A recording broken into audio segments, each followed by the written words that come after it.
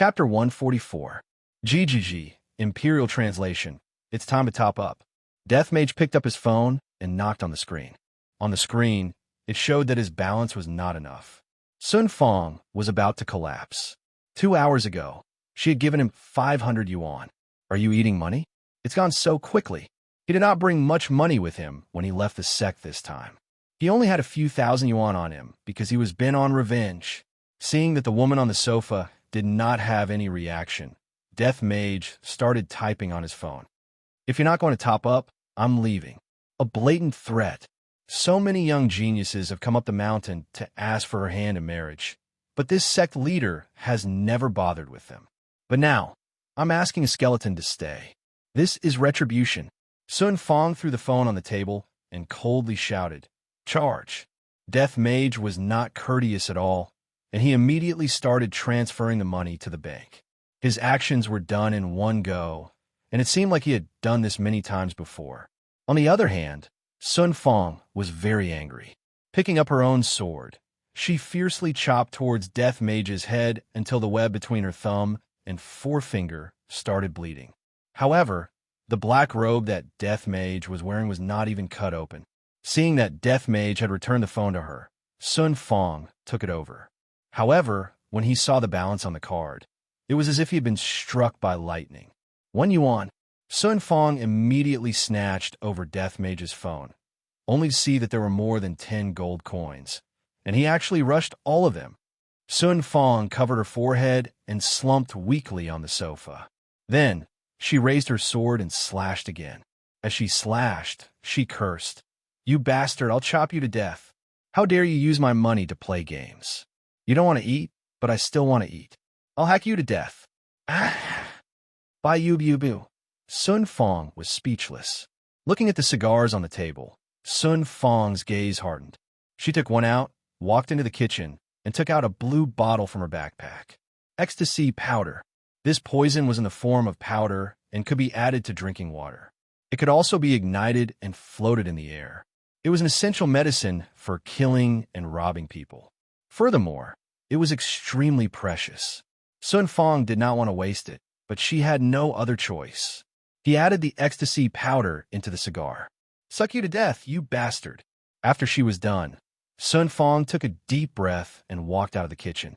Looking at Death Mage, who was playing the game with a serious expression, Yu Yang slowly walked over and stretched out the cigar in his hand. Without even looking at Sun Fong, Death Mage took the cigar and placed it on his mouth. Seeing that Death Mage did not have the intention to start a fire, Sun Fong let out a breath and calmed herself down. Picking up the lighter, Yu Yang personally lit the fire for Death Mage. The southern girl was actually reduced to lighting a fire for a skeleton. She really wanted to die, but he was about to die. Death Mage took a deep breath. Smoke had yet to come out from his mouth, but his body was already smoking. Sun Fong's gaze congealed. Looking at the drifting smoke, she seemed to have thought of something and immediately covered her nose and ran towards the window. Fiercely opening the window, Sun Fong took a deep breath. She was so angry that she became muddle-headed. GGG, Imperial Translation. How fragrant. Cough, cough, cough. Sun Fong leaned against the window and coughed violently. She even coughed up blood. Death Mage played around and smoked whatever he wanted to, but he was completely fine. On the other hand, Death Mage himself was poisoned. Before he could take his revenge, he would die in front of his enemy. Most importantly, he had poisoned himself to death. Heavens! What did I, Sun Fong, do wrong to make you treat me like this? Death Mage took a look at the woman who was leaning against the window and thought to himself, "This woman is too stingy. Didn't I just use a few coins from you?" Just because of this, he wanted to commit suicide.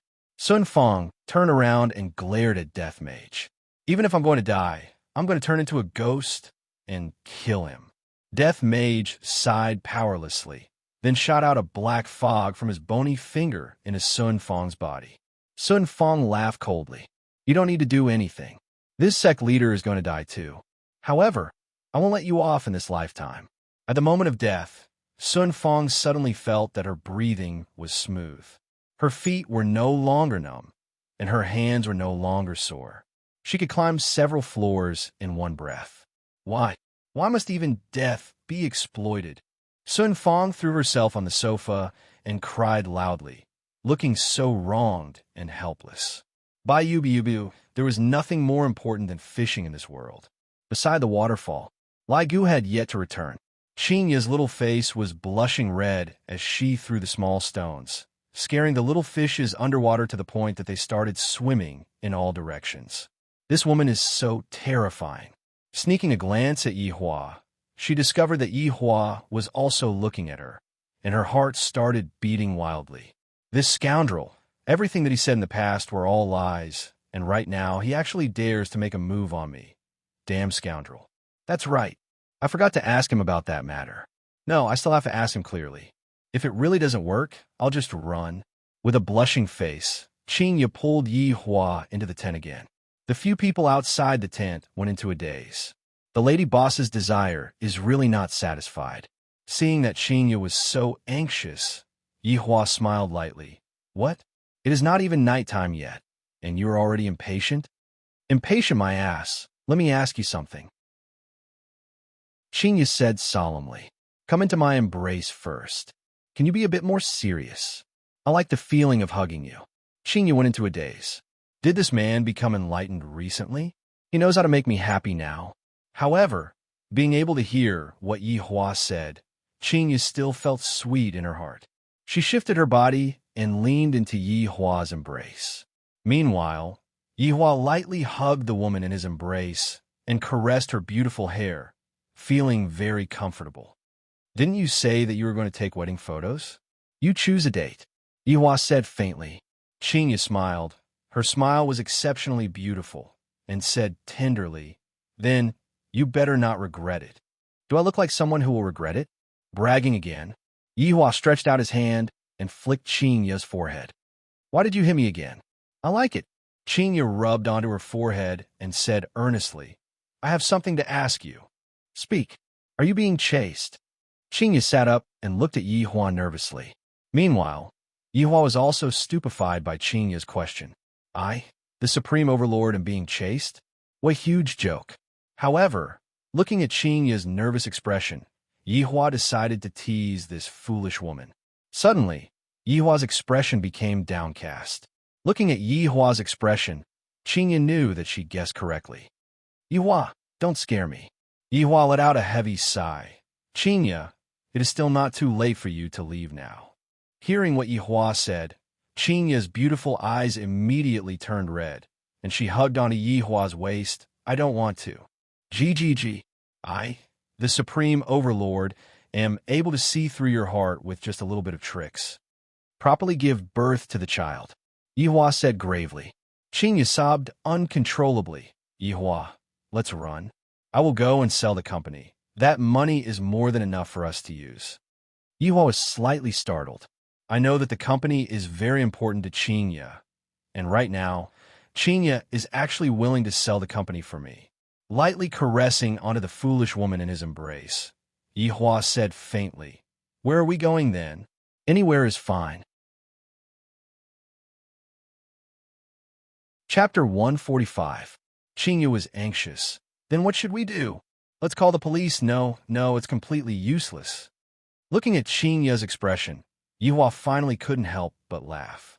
Qingya went into a daze for a moment, then said fiercely, Are you playing with me? You are the one who is too stupid. It's already good enough that I don't chase after others. I was so worried about you just now. And you still dare to tease me, Yihua. I will fight it out with you. Humph, come at me. Immediately, the tent began to shake violently. The people outside were all stupefied. This is too passionate, right? However, Lai Gu still hasn't returned at this very moment. At a place 10 kilometers away from the waterfall, there was a place surrounded by green trees. Birds were chirping, and flowers were fragrant. It was a pretty good utopia, but the precondition was that there was no one around. Although it looked like there was no one around, if one were to carefully sense it, the surroundings were filled with people, and they were just using a special technique to conceal themselves. In the cave at the side, a few big shots were gathered together. Their expressions were stern, and they were discussing something. That's right. They are the people from the north, and they are here to snatch something. Among them, there was an old face, Tang Wushuang. What was worth noting was that beside Tang Wushuang, there was a handsome man who had an imposing appearance, and he faintly gave off the aura of a person in a high position. He was the northern hidden aristocratic family, Yi Xiao. Everyone present was very respectful towards him, and they didn't dare to offend him. The other three people were from sects with strength in the north. Supreme Intent Pavilion Master, He Feng Sumro Lane Master, Shu Jinhai Phoenix King Pavilion Master. Mankind, though, these powers weren't the full strength of the north. They were still a sharp sword that pierced the enemy's heart at the crucial moment. Yi family head, since you are here this time, I reckon that you will be able to get twice the result with half the effort. Supreme Intent Pavilion Master He Feng said with a smile. This person was rather skinny, and he looked a bit wretched. Yi Xiao swept his gaze across everyone and said, I am here because of Brother Tang's invitation. A single sentence caused the three big shots to hold back. Hidden aristocratic families are indeed awesome, aren't they? They still want to keep the ancient godly item for themselves, but they are too embarrassed to show themselves. If the other hidden aristocratic families were to find out, they would incur the wrath of the public and be attacked by the public. Big Brother Yi, I am afraid. Tang Wushuang cupped his hands and said with a smile. To be able to invite Yi Xiao, it could be said that Tang Wushuang had put in a lot of effort, and the price he had to pay was to rely on Yi clan in the future. However, as long as he could obtain an ancient godly item, who could tell what would happen in the future? Yi Xiao patted on Tang Wushuang's shoulder. When the time comes, just leave the opponent's experts to me. As for the ancient godly item, you must definitely get your hands on it. We can't let the Southerners take it. Don't worry, Big Brother Yi. I will do my best. The owner of Summer Lane, Shu Jinhai, was a big fatty. His face was oily and shiny, and he looked like a pig. This was the most appropriate description. To be on the safe side, I've also called for backup. Shu Jinhai clapped his hands. Yi Xiao saw a black figure walk in from outside the cave, and an oppressive feeling assaulted him. He could not help but frown, and two words appeared in his mind. An expert. This person was wearing a black cloak. That's right.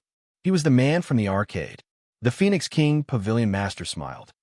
Everyone sure is cautious. Yi Xiao's expression quickly darkened. Let me introduce. Shu Jinhai's chin trembled, and his pair of eyes were about to sink into his flesh. The cloaked man snorted. No need. I am called Emperor Song. Such arrogant words. Yi Xiao's eyes narrowed. I hate this kind of man who likes to act cool the most. To think that he would even dare to act cool in front of me, especially when his name has the word Emperor in it. Emperor Song's pitch-black eyes immediately looked towards Yi Xiao. Yi Xiao snorted. If you want to play, I will play with you. They looked at each other. Don't look down on this kind of looking at each other. There was a lot to pay attention to. Because when the two of them were releasing their aura, the one who was weaker would definitely move his gaze first. However, 1 minute later, the two of them seemed to be evenly matched. If they were to continue competing, it might cause a commotion, and it wouldn't be good if they were discovered by others. The two of them seemed to have come to an agreement, and they retracted their gaze at the same time. Emperor Song didn't expect that these people would be able to invite such external help. The strength of the external help is not bad, but it will disrupt my plans. Brother Tang, since it's like this, I will be leaving first. Yi Xiao said faintly, then turned around and left. In actuality, coming here this time was a very big risk. If the other aristocratic families were to find out about this, the consequences would be unthinkable. Right now, I just happen to have an excuse to leave, just that I lack the strength of Tang family. Forget it. Compared to Tang family's vote, Yi family itself is the most important. Big Brother Yi. Tang Wushuang didn't want Yi Xiao to leave just like that. With Yi Xiao around, the chances of me snatching the ancient godly item would be higher. If Yi Xiao was determined to leave, no one would be able to make him stay.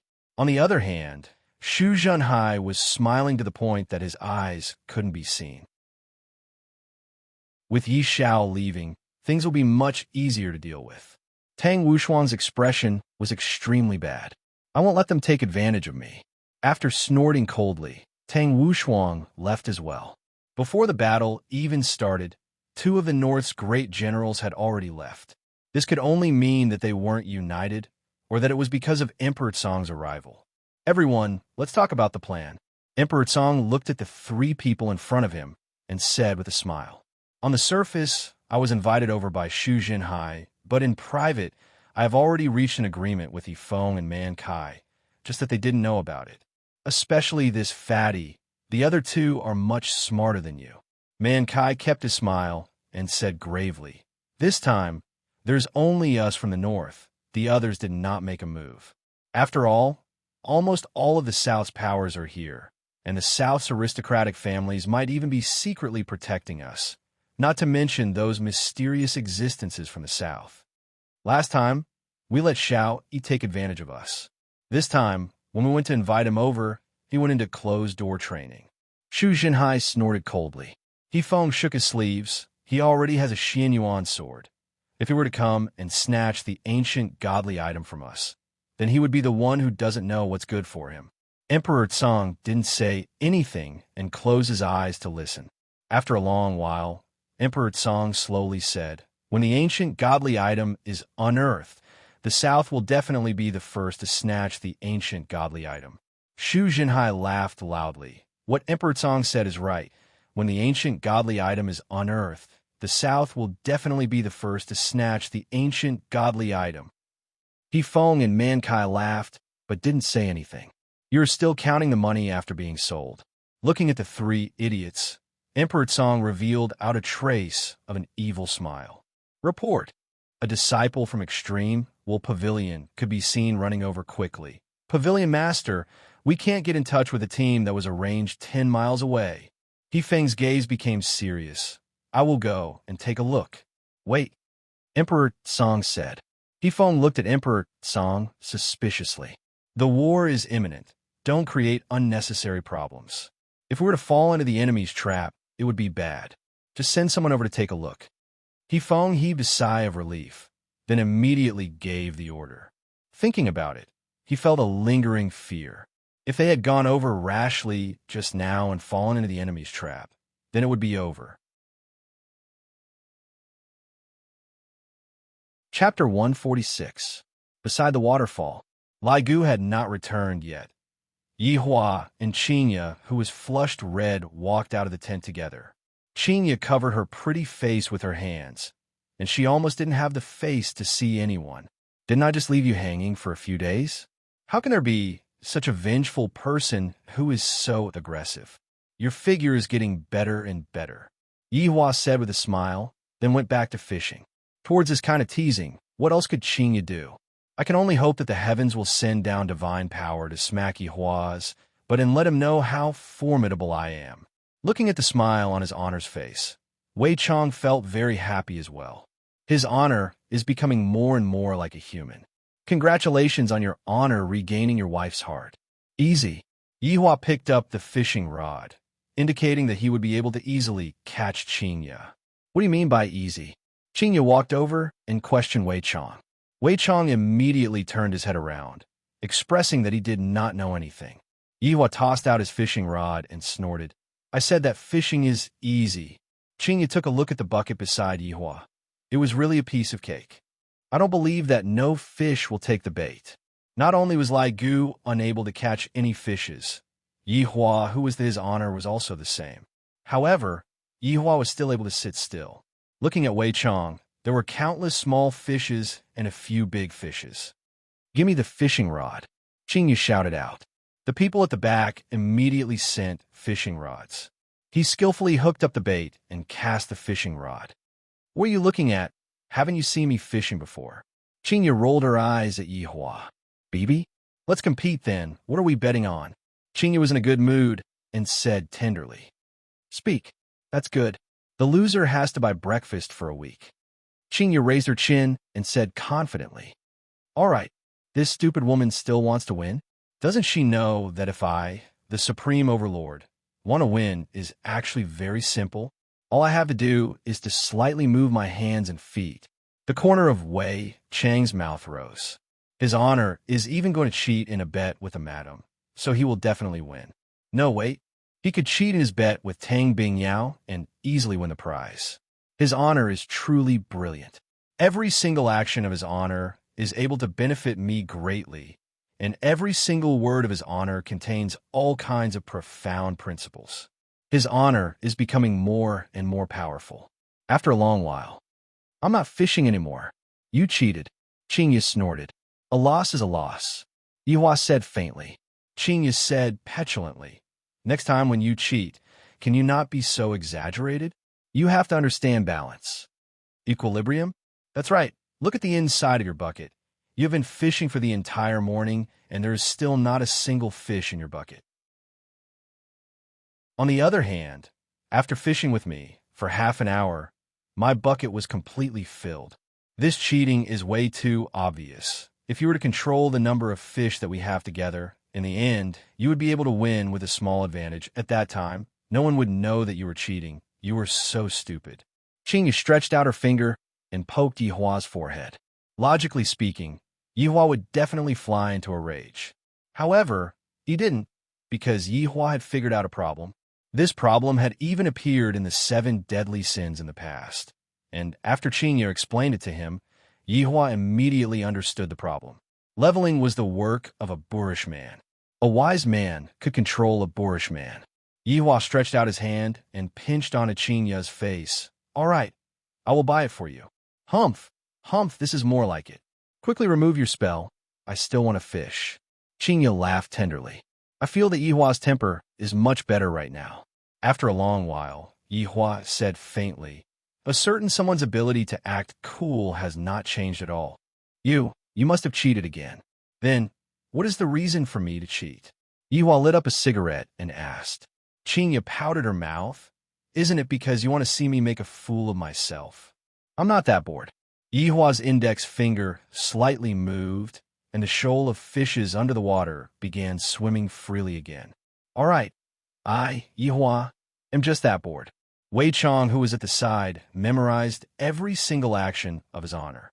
The more he thought about it, the more astonished he became. This is too profound. I feel that I and Xiao Tang will be able to do that very soon. Boss, I am back. Lai Gu could be seen carrying Wen Xia, who was unconscious, and walking out from the forest to the side. After placing Wen Xia into his tent, Lai Gu ran over to fish happily. After sitting for a while, Lai Gu felt that the atmosphere wasn't right and asked puzzledly, what's wrong? How many hours have you been gone for?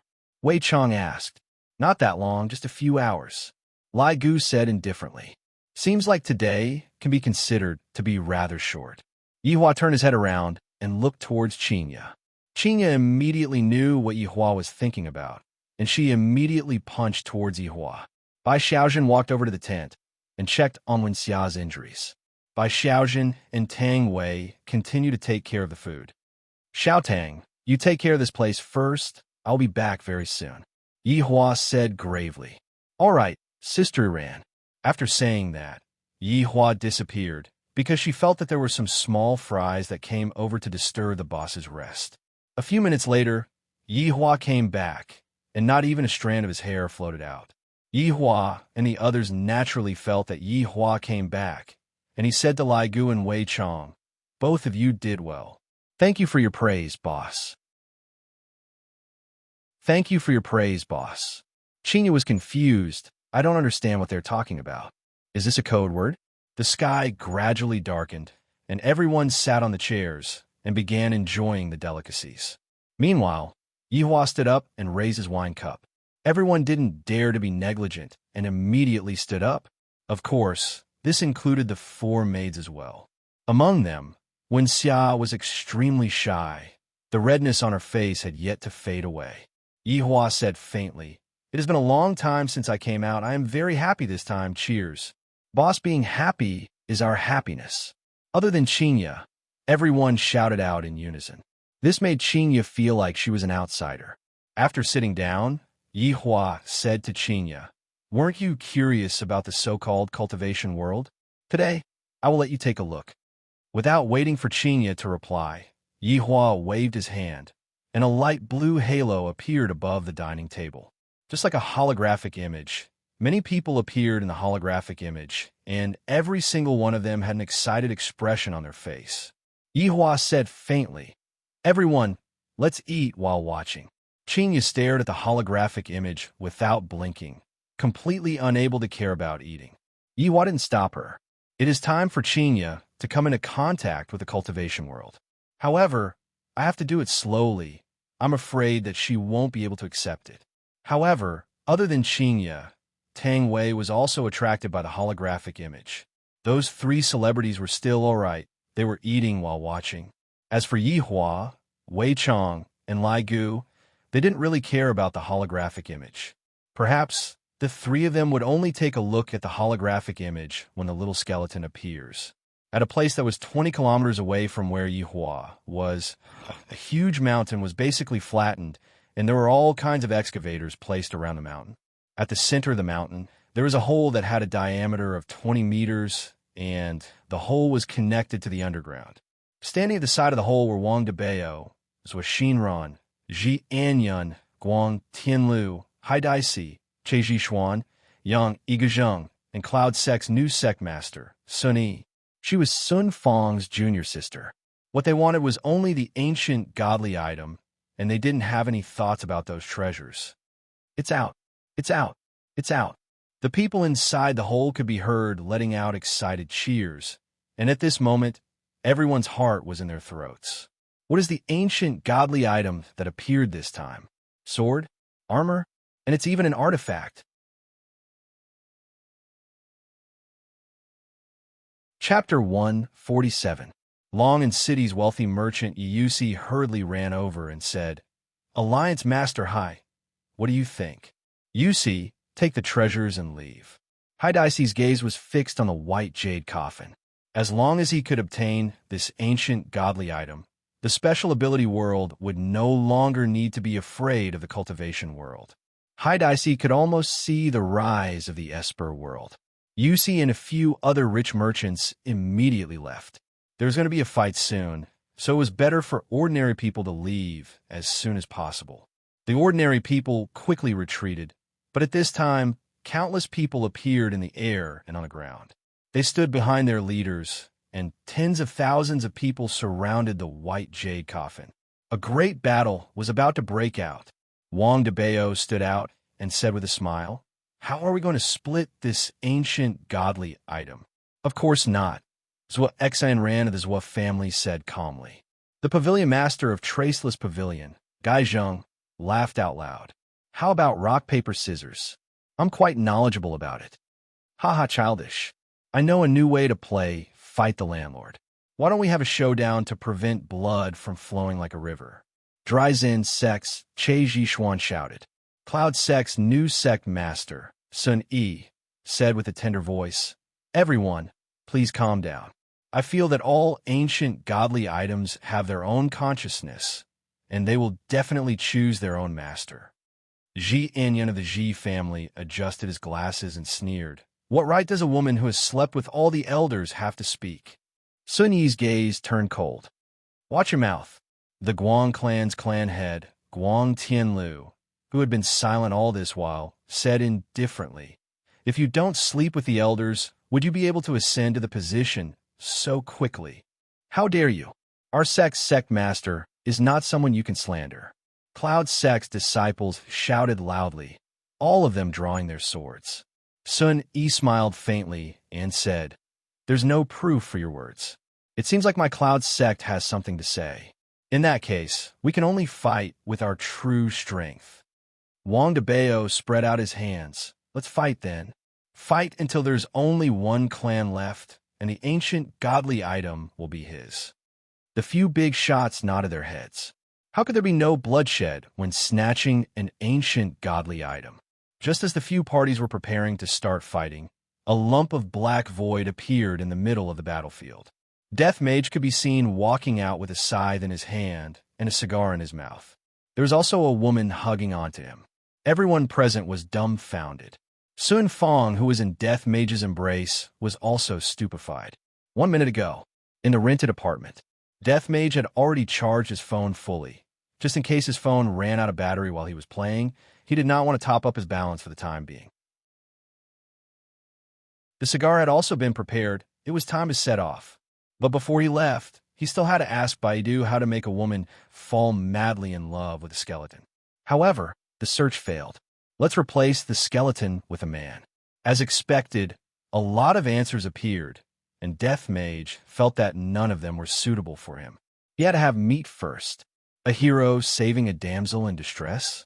She is too ugly, subtly showing off to win the heart of beauty. This could be considered. GGG, Imperial Translation, ugly woman, I'm bringing you out to show off. Sun Fong was so tired from crying that she fell asleep. She opened her red and swollen eyes and immediately got up to attack. Even Sun Fong, who possessed spiritual power, was not Death Mage's opponent, let alone Sun Fong, who did not possess any spiritual power. Reaching out, he summoned Dark Void and stepped inside. That's what happened a minute ago. The southern girl's eyes were red as she leaned against the skeleton, and her hands seemed to be beating the skeleton's chest. How could such a scene not cause one's imagination to run wild? The tens of thousands of people who were present immediately started whispering to each other. TSK, TSK, TSK, this cloud sect master sure is licentious. She really did it with a skeleton. Does the skeleton even have one? Look at that girl. She even started crying. The big one was done by the skeleton, and the small one was done by the elder. So this cloud sect is a den of lust. That's right. I originally thought that Sect Master Sun was framed, but from the looks of it, her taste is indeed unique. What do you all know? This is called bone-hugging legs. Do you know who this black robe is? The black robe that is fighting against Xiao Yi. Otherwise, do you think that Sun Fong would serve him? F***K. There is such a thing. This woman is indeed licentious enough. She even pretended to be a saintess in the past. Tisk. Sun Fong's originally red face gradually became deathly pale. Although they were speaking very softly, their words still entered into her ears. Sun Yi could be seen walking a few steps forward and saying with a smile, "Senior sister, why did you suddenly appear here? It can't be that you have a backer now, so you want to come and snatch me, right?" The big shots who had been secretly in love with Sun Fong completely gave up. Just based on the scene just now, their goddess must have definitely been pleasured to the heavens by the skeleton. "Filthy pervert," Qing Lei Sect's sect master said gravely. "Sun Fong, I have misjudged you. I didn't expect that you would abandon yourself and become a female slave of a skeleton. Sun Fong, why did you have to do this in the past? You said that you wouldn't look for a man in your entire life, but now you sigh." Hai Daisy lamented bitterly, and tears of regret flowed out from his eyes. Dryzen sect master Che Zhishuan said faintly, "Sun Fong indeed didn't look for a man. What she looked for was a skeleton." When Che Zhishuan said those words, everyone laughed. Sun Fong had a bewildered look on her face as she pushed Death Mage away and took a few steps forward woodenly. "You all have misunderstood. It isn't what you all think." Sun Fong roared loudly. "Why is everyone misunderstanding me? How can I possibly be together with a skeleton? I want to take revenge." Traceless Pavilion's guy, Zheng, said faintly. "Sun Fong, you disappoint me too much. I didn't expect that you are this kind of woman. You truly threw away the face of our cultivation world. Sect Master Sun, quickly go back to your daddy skeleton's embrace. Daddy skeleton's fingers are very long, but they are too thin. My fingers are just right for you. Do you want them or not?" Those disciples immediately started using their taunting skills. Sun Fong clenched her fists tightly, and upon seeing that, Death Mage immediately released the seal on Sun Fong. Boom! Sun Fong's body could be seen emitting a bright light that soared straight into the sky, lighting up everything within a radius of a mile. Everyone was stupefied. She actually broke through at this time. A purple longsword condensed in Sun Fong's hand, and light immediately shot out in all directions. "Why aren't you all willing to believe me? Why?" Sun Fong roared towards the sky, then casually waved the purple longsword in her hand. A purple crescent-shaped sword, chi, pierced through the sky and slashed towards the crowd of people. The sword she slashed out a deep ravine, and within the ravine, severed limbs were all from those people who were mocking her just now. A red light flashed past Death Mage's eyes. This woman is very savage. No wonder his honor wanted her to fall madly in love with me. That way, I would be able to make use of her. His honor is truly formidable. Sun Yi's expression sunk as she shouted out loudly. Senior Marshal's sister has fallen into the demonic path. Kill her. Sure enough, following Sun Yi's shout, all of Cloud Sect's disciples rushed towards the former sect master. Meanwhile, the other powers that were at the side also started making their move, and several tens of thousands of people started attacking a weak and small woman. Sun Fong slowly put down the long sword in her hand and closed her beautiful eyes. Death is the best release. After waiting for a long time, the pain that Sun Fong imagined didn't come. When Sun Fong opened her eyes, a black robe appeared in front of Sun Fong. Sun Fong was holding onto his scythe, and all of the people in the surroundings were sent flying away by the scythe. Why? Why is it that in the end, it is still my enemy who came to save me, and my family members that I used to be in love with?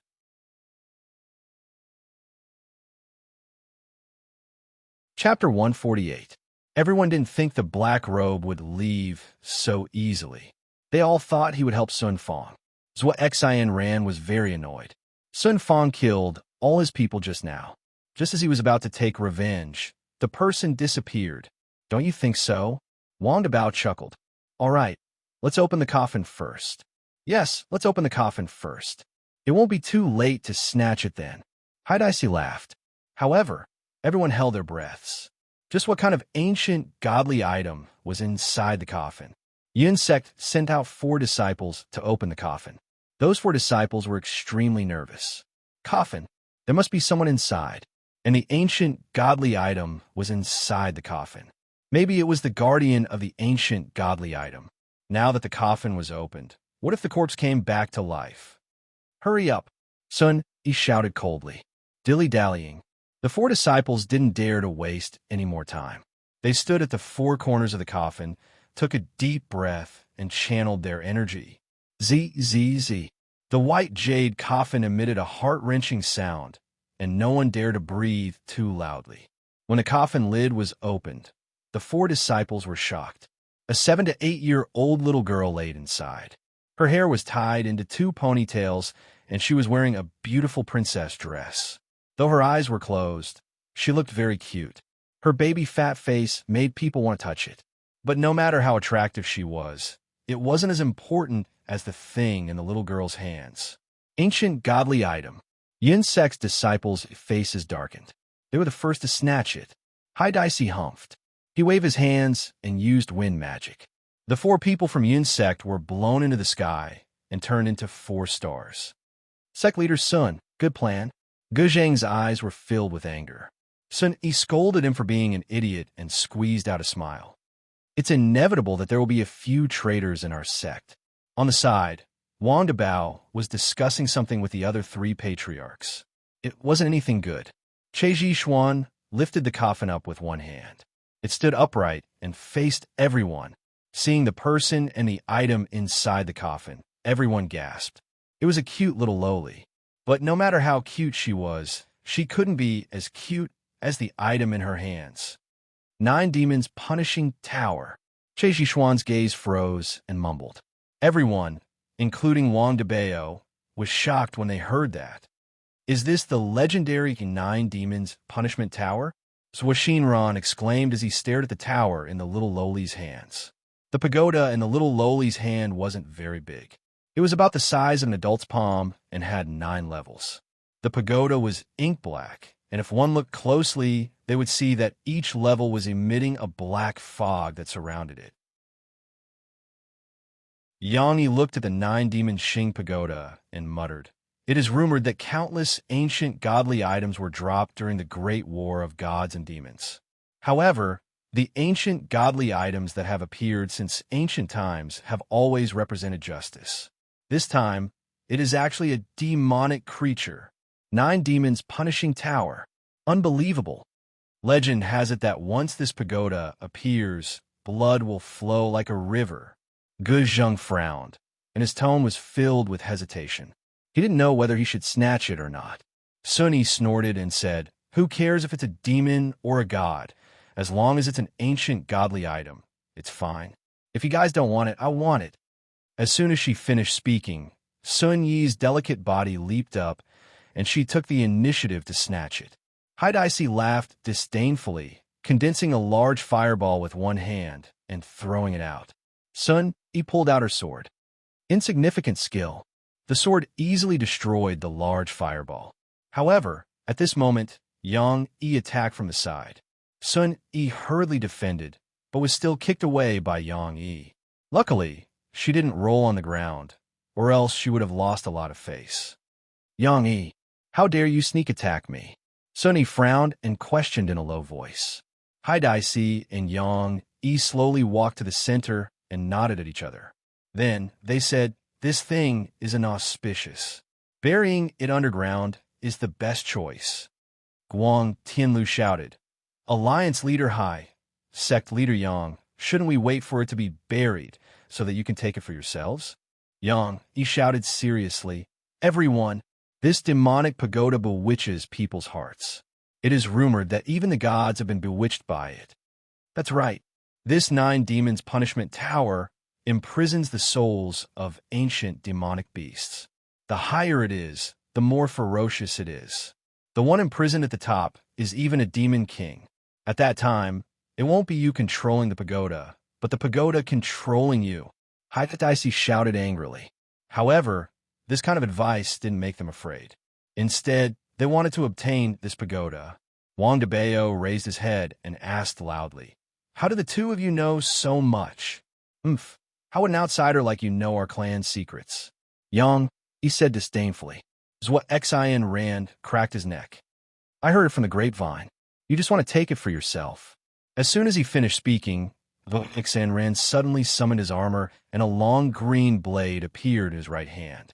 Instantly, he was fully armed and emitted a terrifying amount of spiritual energy. Not only Xin Rand, but Wang Debao also summoned his equipment. Ji Enyan didn't fully arm himself. Instead, he took out a book and muttered a few words. Instantly, a huge flaming beast appeared. Roar!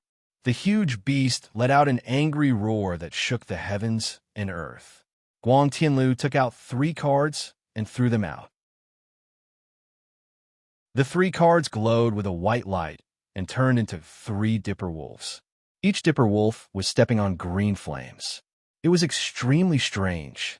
It was rare for the heads of the 4 great clans of the South to make a move.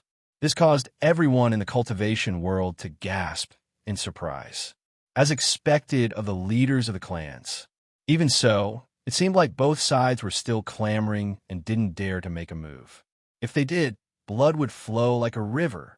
Just as everyone was hesitating, the 9 demons punishing pagoda in the coffin suddenly left their hands and floated in the air.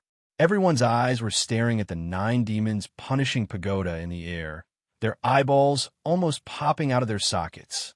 Instantly, the 9 demons punishing pagoda charged towards Sun Yi. Sun Yi was overjoyed and caught it. "This ancient godly item belongs to me, Sun Yi." Wang Debao shouted, "Kill! Kill! Kill!" The scene instantly became chaotic. Fighting started instantly. Not far away, Sky Emperor watched everything with a confident smile on his face. "Kill! Kill to your heart's content. The 9 demons punishing pagoda is mine." In the midst of the battle, the disciples of the 2 sects chatted as they fought. The whole battle was probably still going on even after everyone else died. Don't you think it's strange? What's strange? Pay attention to your expression and show some killing intent. Don't let them see through you. Look at the little lowly in the coffin. This ancient, godly item has been buried for at least 1,000 years. So what? Look at that little lowly. She is even wearing a lace princess dress and a pair of dazzling diamond high heels. We're all people from 10,000 years ago, so fashionable. Hearing you say it like that, it is indeed strange. Beside the waterfall, Wei Chong and Lai Gu's expressions were a bit strange. while Yihua's expression was still as indifferent as before. The little lowly in the coffin is truly pitiful, dying at such a young age. Qingye couldn't help but say, "Only now did I know that the television didn't lie. For the sake of a treasure, people were willing to kill each other."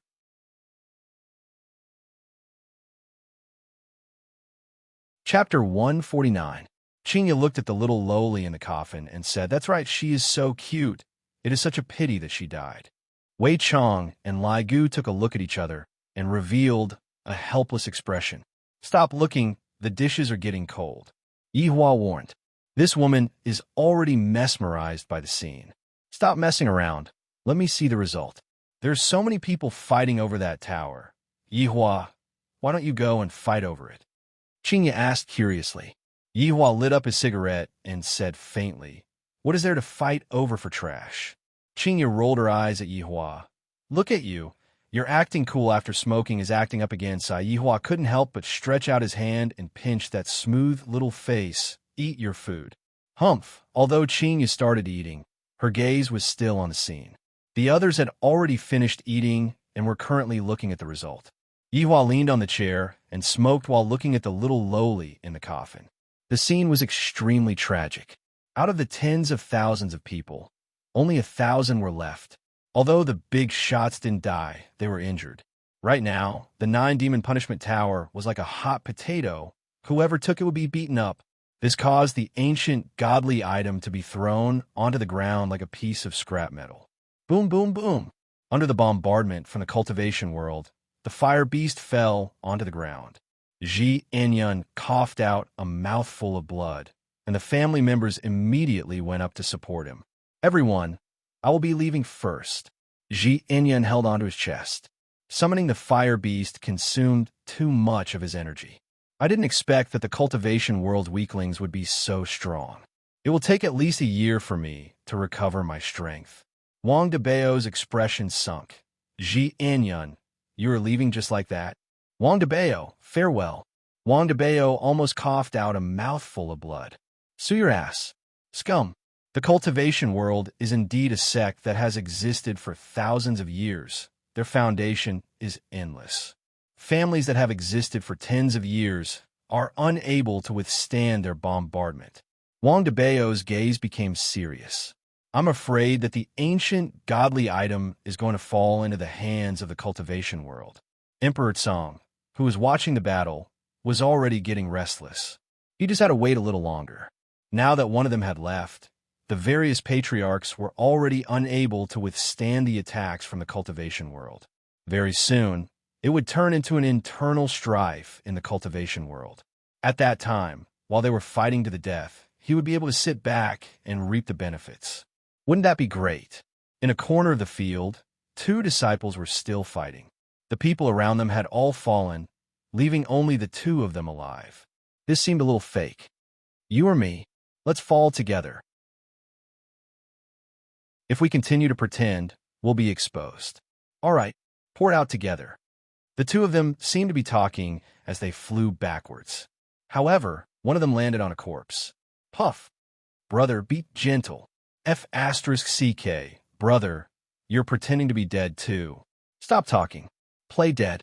However, not far away from them, the 9 demons punishing pagoda that no one wanted suddenly rose into the sky and flew into the distance. The people who were fighting were shocked and immediately followed him out. Emperor Tsong's heart sank, seeing a large number of people flying over. Could it be that he had been exposed? Unexpectedly, when a black shadow appeared, Gray Emperor was overjoyed. He caught it in his hand and felt a familiar smell. "People from the north," Che Jishuan shouted, and a few poisons appeared in his hand. It was one thing for him to snatch it from the south, but the people from the north were here too. What was this? At this moment, the people who were fighting seemed to be united as they attacked Emperor Tsong's group. The 3 people behind Emperor Tsong were so scared that they peed their pants. They didn't have a good grasp of the plot at all. It was a complete collapse. They couldn't care less about the contract. They just wanted to run first. Emperor Tsong didn't care about this at all. His goal was to get the 9 demons punishing pagoda in his hands. Now that he had achieved it, what else did he need them for? "Who are you?" So he pointed her sword at Emperor Tsong and shouted.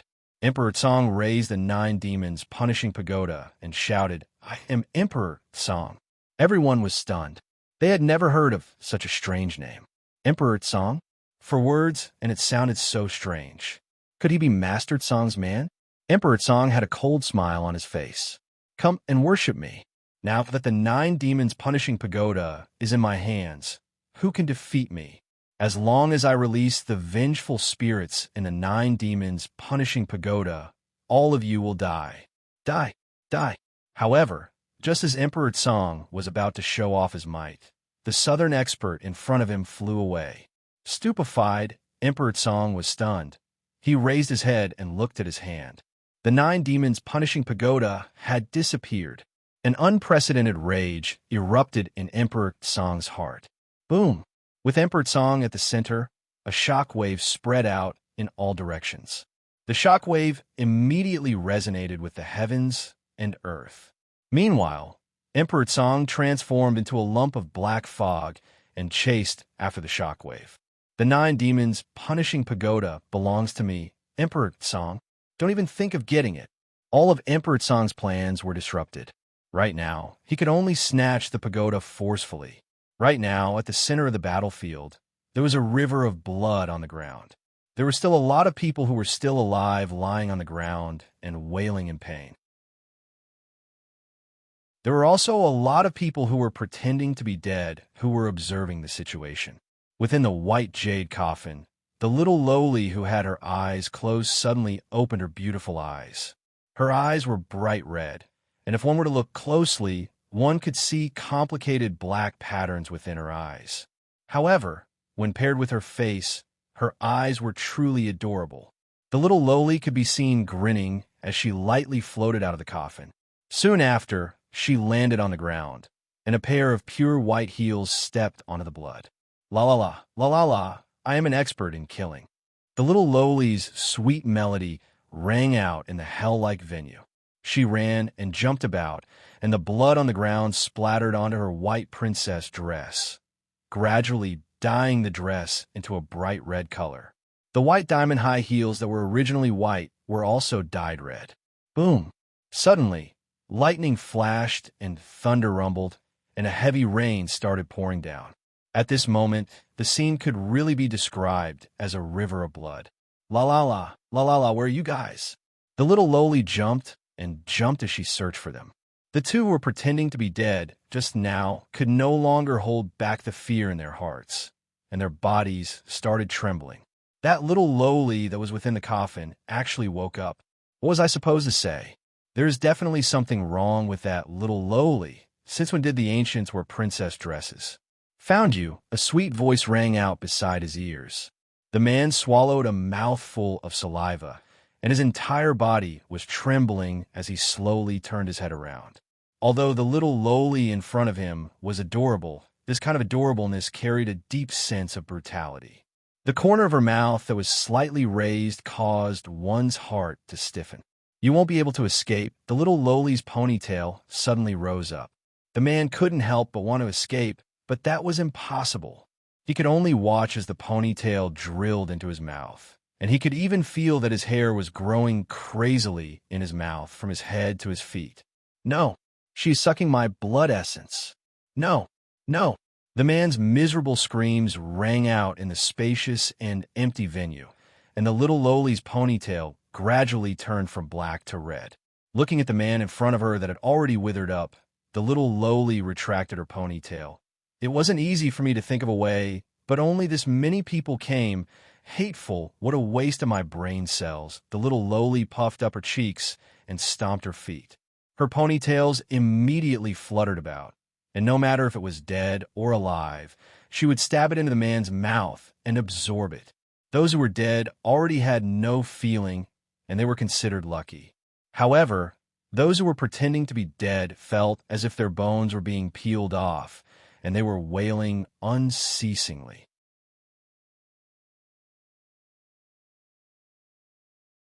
Chapter 150. Beside the waterfall, Qing had already completely fainted. When both sides were fighting in full swing, one wouldn't be able to endure the feeling of dizziness. If she were to see the scene of the little lowly sucking the blood of the little lowly, she reckoned that she would definitely turn into a fool. Yihua hugged on Qinya and lightly caressed on Qingya's smooth face. A trace of an arc appeared on the corner of Yihua's mouth. The stimulation training is almost done. I have to take it slow. Boss.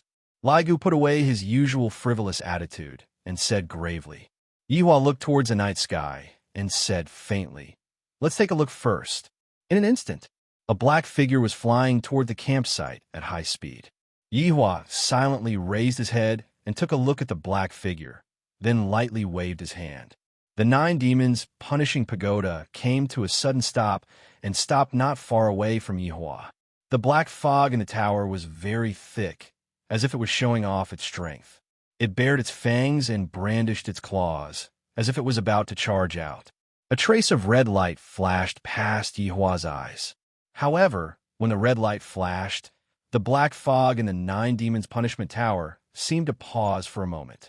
After being stunned for 0.1 seconds, all of it shrank back into the tower and trembled.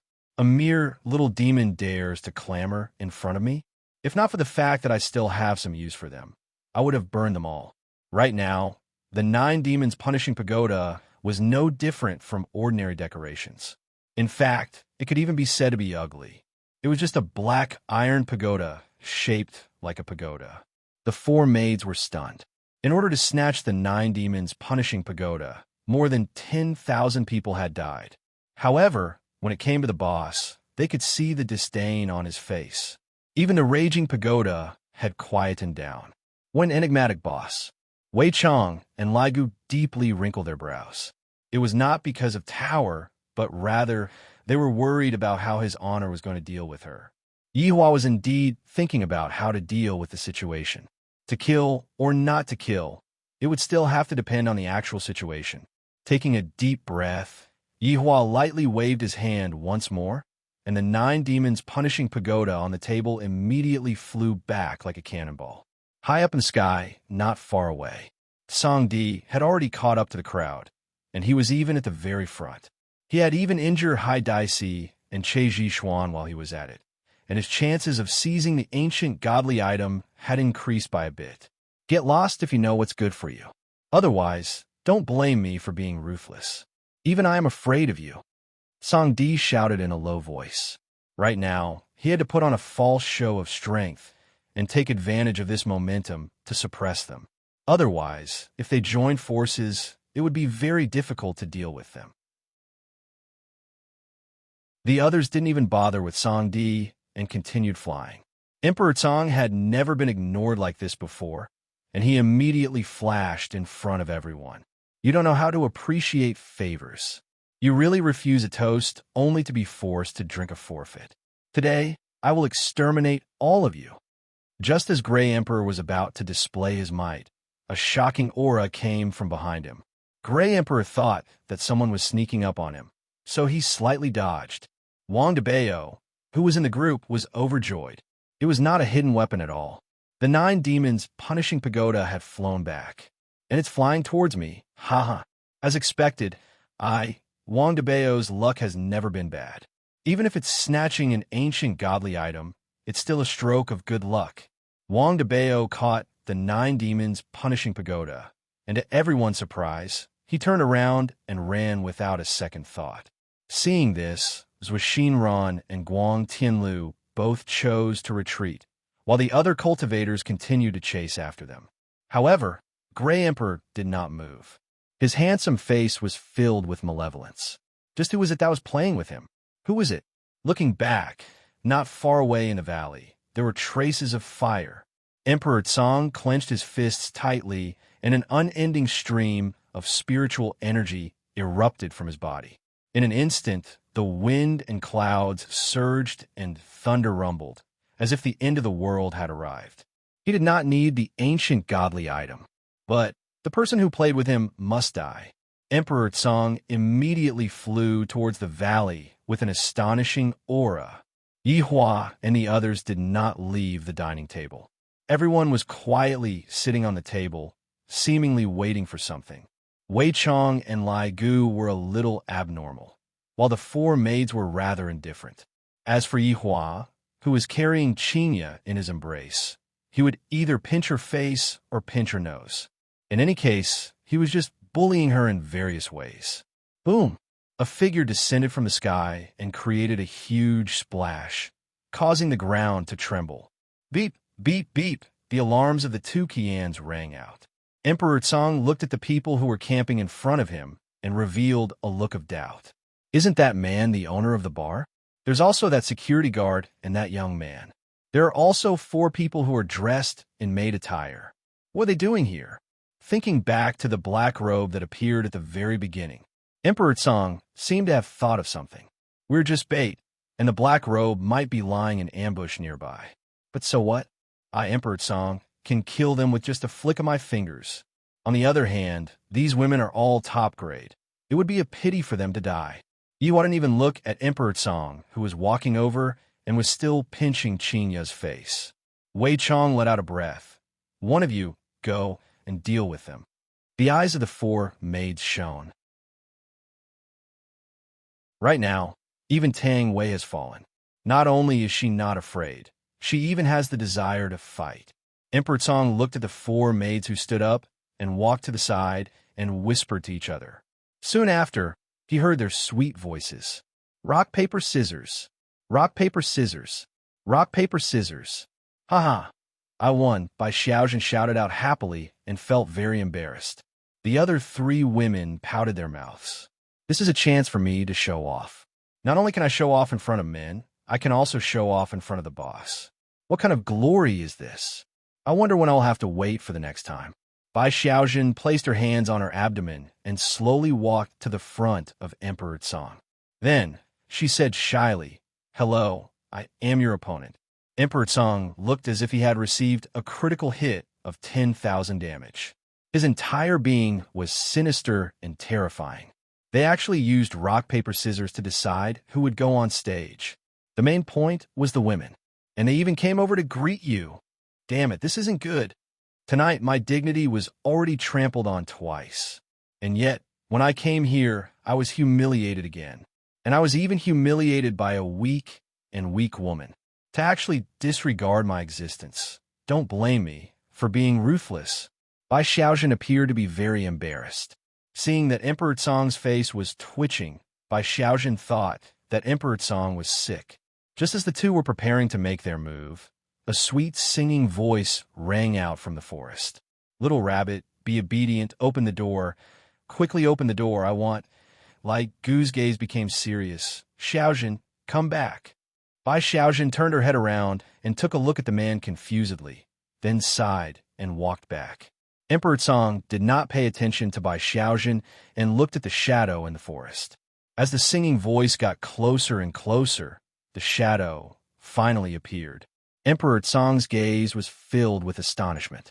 Isn't this little lowly the person inside the coffin? Why did she come out? The little lowly took a glance at the coffin, and her red pupils became even more dazzling.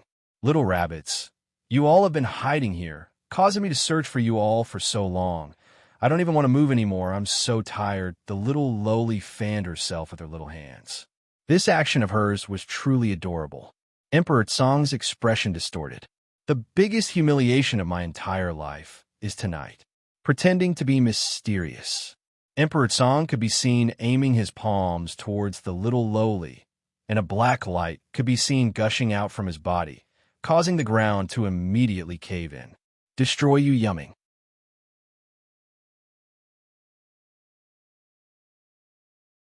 Chapter 151. Emperor Tsang retracted his palms and stared ahead. The dust gradually dissipated, revealing a gigantic semicircular chasm in front of him. It was as though a gigantic machine had excavated a mountain range. Emperor Tsang's gaze changed from indifference to calmness, then gradually changed to shock, and finally revealed a horrified expression.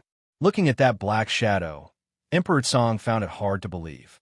Shattering you yumming was one of his ultimate moves, and no one had ever been able to withstand it, not to mention being unscathed. But now, the little lowly's pure white princess dress was spotless. Even her smile didn't change. Her two ponytails fluttered in the wind. The little lowly covered her mouth and giggled. Oh, hee. You're amazing. The four maids who were watching the battle were also stunned. Just who was this little lowly? However, Yi Hua and the others appeared to be very calm. Sky Emperor's breathing quickened. The girl in front of him wasn't a little lowly at all. She was a monster. As expected, the guardians of the ancient godly items were all abnormal existences. A wise man does not fight when the odds are against him. I will go and snatch the ancient godly equipment first. Sky Emperor did not hesitate. He turned and ran. The current him didn't care about his face at all. This little freak was completely unscathed under his finishing move, so his strength was definitely formidable. He might as well leave it to those people from Leisure Bar to deal with him, and it could be considered as using someone else to do his dirty work. The little lowly smiled wickedly. Little bunny wants to run? That's not cute at all. The two ponytails shot out in an instant, and the escaping Songdi turned pale with fright. Unexpectedly, his left leg was entangled by the ponytails. Gray the Arch condensed a long saber in his hand and ruthlessly chopped down. Clang! The sound of metal clashing rang out. Songdi looked at the broken saber in his hand and revealed a look of fear. This was impossible. The ponytail was like a venomous snake. In an instant, it wrapped itself around Emperor Tsong's leg and pulled fiercely. Bang! Songdi's entire body smashed down like a cannonball, creating a huge splash and forming a huge pit. In the pit, Songdi's face was filled with panic. His entire body had been entangled by the ponytail, and no matter how he struggled, it was of no use. However, another ponytail slowly stretched out. Songdi stared at that strand of hair with a panicked expression, feeling even more terrified. Those hairs were actually small mouths with sharp teeth. No, don't come over. Sky Emperor was completely flustered, but no one could save him now. The ponytail instantly pierced into Songdi's mouth, spreading all over his body, sucking up the delicious blood essence, only to see that Sky Emperor's body was withering at a speed that the naked eye could see. In less than 10 seconds, only his skeleton and outer layer of skin were left. No one would be able to recognize that he was the famous Sky Emperor. And even though Emperor Tsong died, he didn't understand many things. The little lowly licked her bright red lips, so delicious, much better than those. Retracting her ponytail, the little lowly bounced over to a place not far away from Yi Hua and said with a slight smile, "Those are all little rabbits. You guys are the big tigers. Don't run away like little rabbits. If not, I will be very angry." Yi Hua lightly caressed Qinya, who was in his embrace, then looked at the little lowly who was not far away from him and asked faintly, "What is your name?" The little lowly pouted and poked her chin with her index finger. After thinking for a long time, she said, I'm not telling you." "Yi Zizi," Yi Hua shouted gravely. Little Lolita's scarlet eyes were suddenly startled. She suddenly jumped back, and the smile on her face immediately disappeared. She asked coldly, "Who are you? Why do you know me?" Yi Hua stared at the little lowly's every movement and even a minute expression on her face, then shouted coldly, "Yi Zizi, do you know the consequences of lying to me?" The little lowly grinned and shook her ponytail. "Although I don't know why you know me, but you guys are really delicious, impudent." "Impudent!" Wei Chong and Lai Gu shouted out, and a burst of killing intent erupted out from their bodies. The little lowly spread out her hands and had a look of disdain on her face. She even took out a small mirror and looked at herself to see if her hairstyle had changed or not. Wei Chong and Lai Gu could clearly feel that his honor was really angry, and the two hurriedly said, "Boss, let us do it." Yi Hua knew what Wei Chong and Lai Gu were thinking. They wanted to protect her. That's right, Wei Chong and Lai Gu indeed wanted to protect the little lowly. If they were to take action, the little lowly would definitely not die. But if they were to let his honor take action, the little lowly would most likely die. Wei Chong and Lai Gu felt that his honor was just joking in the past. How could it be possible for the seven sins to betray his honor?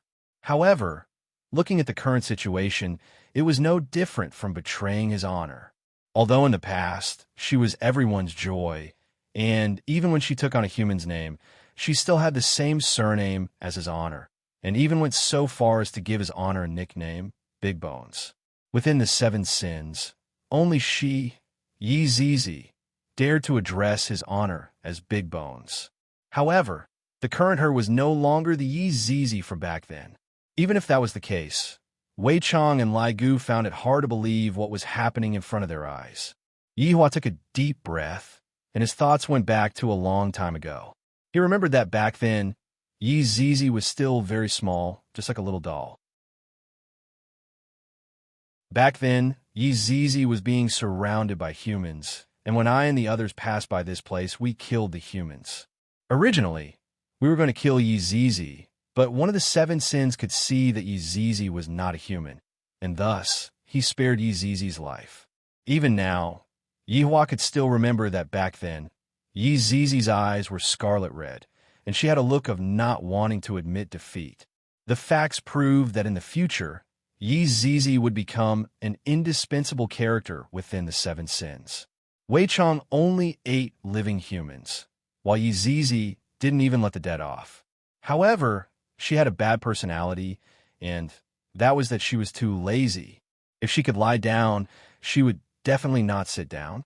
I really don't know where she learned this bad habit from. From what happened today, it could be seen that Yi Zizi didn't want to go to the 7 sins one by one, and instead, she wanted to use an ancient godly item to lure the 7 sins over and capture all of them in one go. Looking at that familiar face, the final scene appeared in Yi Hua's mind. Yi Zizi was surrounded and attacked by 3 overlords, and in the end, she fell into Yi Hua's embrace. The words that she said back then were still resounding in Yi Hua's mind. He remembered that back then, Yi Zizi's entire body was covered in blood, and she didn't even have the strength to raise her hand. However, that pair of scarlet red eyes of hers was still leaking out unwillingness. Big Bones, Zizi doesn't want to die. Zizi wants to play with you. Zizi wants to compete with the gluttonous monster. Zizi still wants to ride the big bone dragon. Zizi wants to be together with you all, Big Bones. Zizi is so cold, so cold. Sensing that Yi Zizi's body was gradually becoming stiff, Yi Hua revealed the pain of humanity for the first time, and Yi Hua's painful howls resounded throughout the entire battlefield. Yi Zizi, the first of the 7 sins to die in battle, back then, everyone went crazy. Even if they had to exchange injuries for injuries, they still wanted to kill those 3 overlords.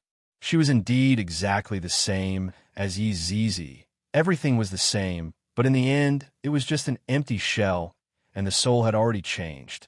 Yi Hua wouldn't allow anyone to taint the Yi Zizi from back then, even if it was just an empty shell.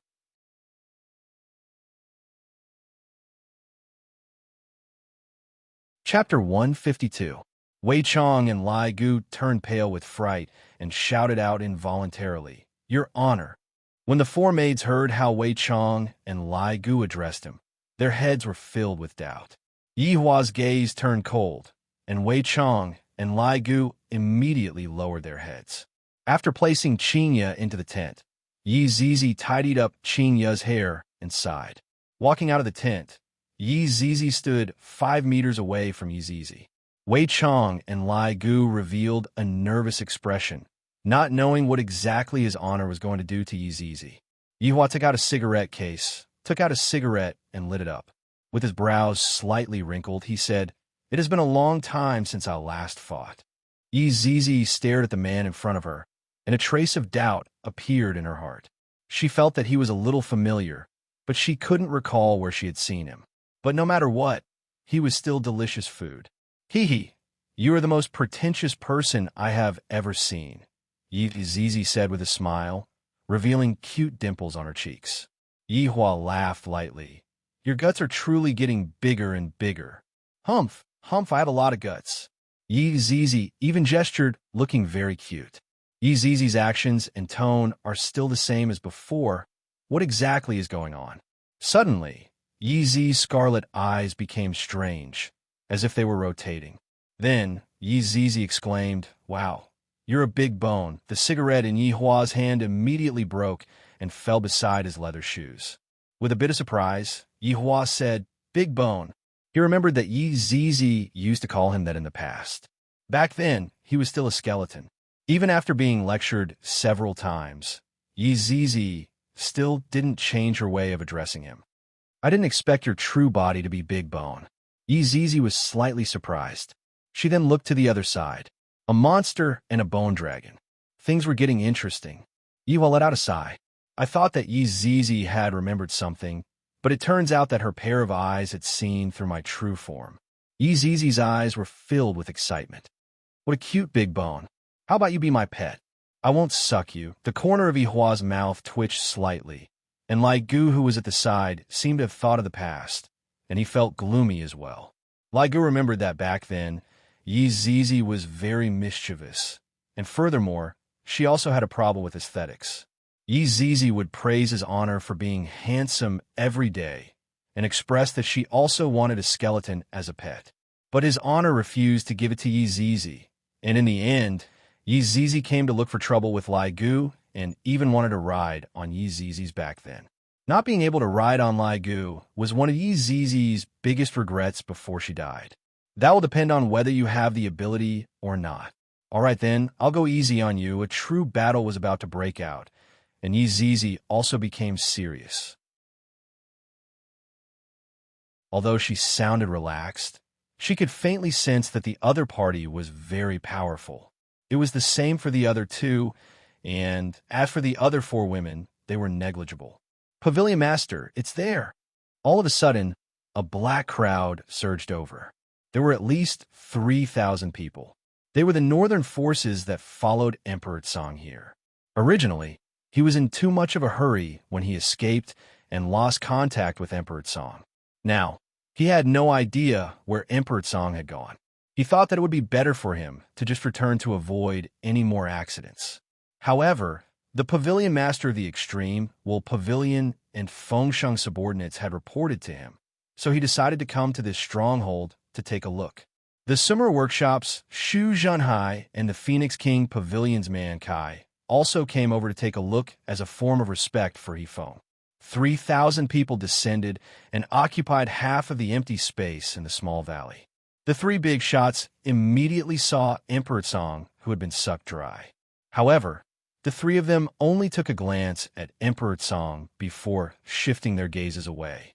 After all, with Emperor Tsang's current appearance, even if his mother came over, she wouldn't be able to recognize him. Because Yi Zizi's back was facing everyone, the 3 big shots only felt that Yi Zizi looked familiar. Yihua, on the other hand, was facing Yi Zizi, and the 3 big shots felt that Yi Zizi looked really stylish. There were also 2 men and 4 women beside Yi Zizi, and there were even tents beside Yi Zizi. From the looks of it, Yi Zizi's taste is rather heavy. Also, what is the meaning of this little lowly who is wearing a princess dress? Looking at the two's posture, it seems like they are preparing to fight. Mankai hated people who bullied little girls the most. How can you be like this to even bully little girls? After speaking, Mankai walked towards Yi Zizi with an evil smile on the corner of his mouth. Yi Zizi silently lit up a cigarette. Mankai patted onto Yi Zizi's shoulder, then said with a smile, "Little girl, don't be afraid. Big Brother is here. If you have any difficulties, you can just tell Big Brother." "Big Brother, really?" Yi Zizi turned around with a smile. Mankai's pupils grew bigger and bigger. Isn't this the fucking little lowly in the coffin? In the beginning, I was still sighing. A strand of hair quietly drilled into the dumbstruck Mankai's mouth. In just a few seconds, Mankai turned into a dried corpse. However, the strand of hair didn't come out and supported Mankai's corpse. This caused the people behind to think that Mankai was whispering to the little lowly. "Tower Master Man, that should be enough." Yifeng frowned and shouted out, "With so many disciples watching, even if you don't care about your face, I still care about it." Seeing that Mankai still didn't have any reaction, everyone couldn't help but raise their vigilance. Shu Zhenhai shouted out loudly, "Tower Master Man, enough is enough. Don't throw away the face of your Phoenix King Pavilion." The disciples of the Phoenix King Pavilion felt extremely awkward. The Tower Master's illness is acting up again. Yi Zizi used the strand of hair to control Man Kai and slowly turn around.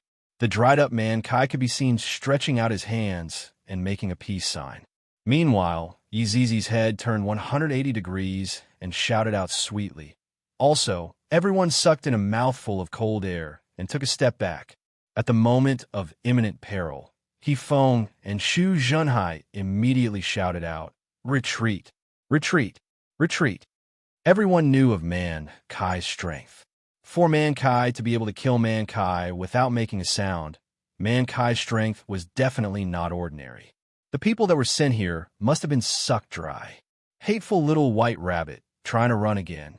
Zizi puffed up her cheeks and said angrily.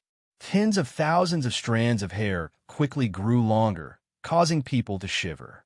Snap! Right at this moment, a finger snap echoed in the valley. Yi Zizi went into a daze and slowly turned her head back. Yihua was smoking a cigarette and his right hand was slightly raised. Yi Zizi's eyes focused. A circular red barrier immediately appeared around her body.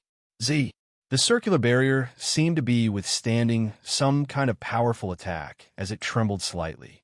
Soon after, cracks appeared on the barrier like a spiderweb. Yi Zizi looked at the barrier curiously. However, the 3,000 people that were running away instantly turned into dust, as if they were never there in the first place. The walls of the valley were also shaved off by an invisible force. The pitiful Emperor Tsang originally had a corpse, but right now, not even a trace of his corpse was left. This was a finger snap that was compressed again and again. It was the first time Yihua tested it, and he felt that the power of the finger snap was pretty good.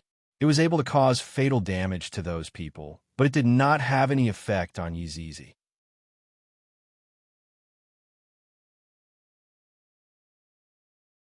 Chapter 153. A trace of a smile appeared on the corner of Yihua's mouth. He lightly waved his left hand, and the two instantly disappeared from the valley. Wei Chong looked at the two that disappeared, then turned his head around and looked at Lai Gu. Gluttonous monster, think of a way, Lai Gu said anxiously. He was about to reveal his true form. Wei Chong looked at the place where the two disappeared and took a deep breath. The reason why his honor didn't look for them is because he wanted to see their attitude. But Zizi is different. We watched Zizi grow up. Lai Gu was like an ant on a hot pot. He was afraid that his honor would get angry and kill Zizi. How could Wei Chong not understand that there is a good side to human nature, but there is also a bad side to human nature? Suspicion. His honor is different from the past. He won't be as unreasonable as he was back then. Wei Chong sighed and said, then walked to the small stool and picked up the fishing rod. However, he didn't throw the fishing rod out. It could be seen that Wei Chong was actually very worried. Lai Gu stomped his feet heavily on the ground, causing the ground to tremble. Crushed stones fell from the mountain, and the birds in the forest immediately flew up into the sky. The two of them were helpless right now and could only wait for the result. Forcefully interfering would only make the result worse. On the other side, Yi Zizi looked around curiously. The scorching sun was high up in the sky, and there were a lot of dilapidated houses. The wood of the houses had already decayed. Big Bone, why did you bring me here? Yi Zizi asked curiously. She felt that the two of them didn't seem like they were going to fight at all. Yihua smoked his cigarette and walked to the side of a rotten wood. He lightly touched the rotten wood with his fingertip, and the rotten wood immediately turned into broken pieces. You were here at that time. Yihua breathed out a mouthful of smoke and said faintly. Yi Zizi pouted her mouth. What was I doing here? Yihua didn't answer and said calmly, you are very stubborn. I originally wanted to kill you, but you are very lucky. Bragging. Yi Zizi snorted, then tilted her head 45 degrees, looking very cute. However, you were still saved and became one of my subordinates. Yi Zizi spread out her hands. All right, you are really bragging to the heavens. If you can still remember now, I can let bygones be bygones. Yihua's tone changed and emitted out an eerie, killing intent. Yi Zizi went silent for a while. Then suddenly, of a look as if she remembered of everything, she said, I remember coming. Yihua paused for a moment. Really? Ha! Big Bone, you are so gullible. Yi Zizi stuck out her tongue and made a funny face. This angered Yi Hua quite a bit, and a powerful killing intent immediately exploded out from his entire body. The killing intent seethed like huge waves in the sea, causing the surrounding air to seem as if it was going to solidify, causing people to feel suffocated. The sharp aura caused Yi Zizi's ponytail to dance wildly. However, Yi Zizi was not afraid at all. An unprecedented excitement appeared on her adorable face. Big Bone is amazing. I can do it too. A killing intent that did not lose out to Yi Hua could be seen erupting out from Yi Zizi's body. Although the two killing intents were formless, when they clashed together, a qualitative change occurred. Suddenly, two murderous auras materialized and spread out in a circle. However, this killing intent was like a sickle, cutting through everything. There was not a single meter-tall tree in a 10-mile radius. Countless creatures were cut in half. Yi Zizi giggled, and a bright red spear instantly appeared in her hands. This spear was not ordinary. The spearhead was as long as the spear body, and the spearhead was scarlet red, emitting out a faint layer of blood mist. Meanwhile, the body of the spear was like a flowing river of blood, and one could even hear the cries of aggrieved souls, causing people to tremble with fear. Immediately afterward, a set of white crystal armor appeared on Yi Zizi's body as well. The armor covered 99% of Yi Zizi's body, and even her eyes were the same. As for the remaining 1%, it was her ponytail that was revealed. Various kinds of runes were imprinted on the armor, and every rune represented a type of defense, which was unimaginable. Big Bone, are you going to fight with me empty-handed? Yi Zizi's sweet voice rang out from within the armor. Yi Hua flicked away the cigarette in his hand. Yi Hua could be heard saying calmly, "Blood Steer of Solitary Illumination, its biggest specialty is that during battle, it can suck the opponent's blood essence, even if it didn't touch the opponent's body. And that faint red mist is even more fatal. It replaced your hair, and unknowingly, the enemy would be able to inhale it, causing them to hallucinate. And this is only the first stage. You should know the second stage, even without me saying it. Moon Scroll Profound Armor, it can be said to be a perfect grade defense, but it is a pity that you have to poke 2 holes to expose your hair, and these 2 holes are the flaws." Yi Zizi, who was within the armor, had a stiff expression. She found it hard to believe. Why does he know all of my secrets? Impossible. How do you know all of these? Yi Zizi's tone suddenly changed. It was no longer the sweet, lowly voice. It was as if a ghost was crying. Along with Yi Zizi's roar, it once again formed a sound wave that swept towards the surroundings. Yi Hua looked at Yi Zizi, who was in an unstable state of mind, and said faintly, "Because all of these were given to you by me." "Impossible. You lied to me." Yi Zizi, who was within the armor, had a sinister expression. Yi Hua knew all of my secrets, and Yi Zizi knew what this meant. Yi Hua sneered. Then his body gradually degenerated, and in a blink of an eye, his original body was revealed. A skeleton. Compared to Death Mage was slightly taller by a bit. His shoulder width was the same as well, and his bone structure was the same as well. However, his skull was extremely similar. It could be seen that Death Mage was also a very handsome person in the past. Yi Hua stretched out his 5 fingers and took a look at them. It has been a long time since I last looked at my main body, and I'm a bit not used to it. Now, your Blood Steer of Solitary Illumination is useless against me. At most, it's just a sharp spear. There's nothing to fear.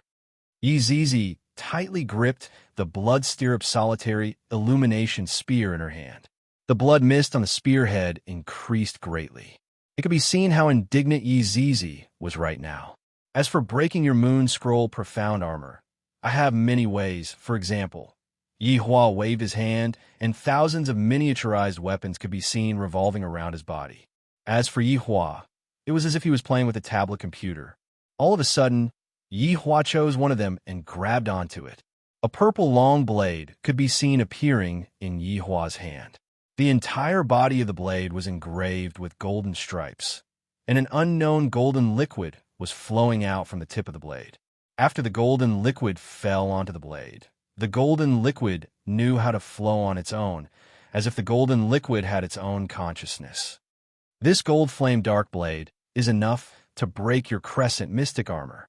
As for the blood stirrup solitary illumination in your hands, Yihua could be seen waving his hand once again. Thousands of armors could be seen appearing around Yihua's body. Yihua chose one of the armors, and the skeleton immediately condensed out. Although this secret feather armor is not a top-notch item, it is still able to suppress the blood chi in your body. If you match it with, immediately, a shield condensed out on Yihua's left hand. If you match it with this serene heavy shield, it will be able to suppress your blood chi to the lowest point. As expected, the blood stirrup solitary illumination spear, which was originally filled with blood, chi gradually weakened, and only traces of blood mist could be seen coming out from it. Although I am not good at strength, it is still enough to deal with you.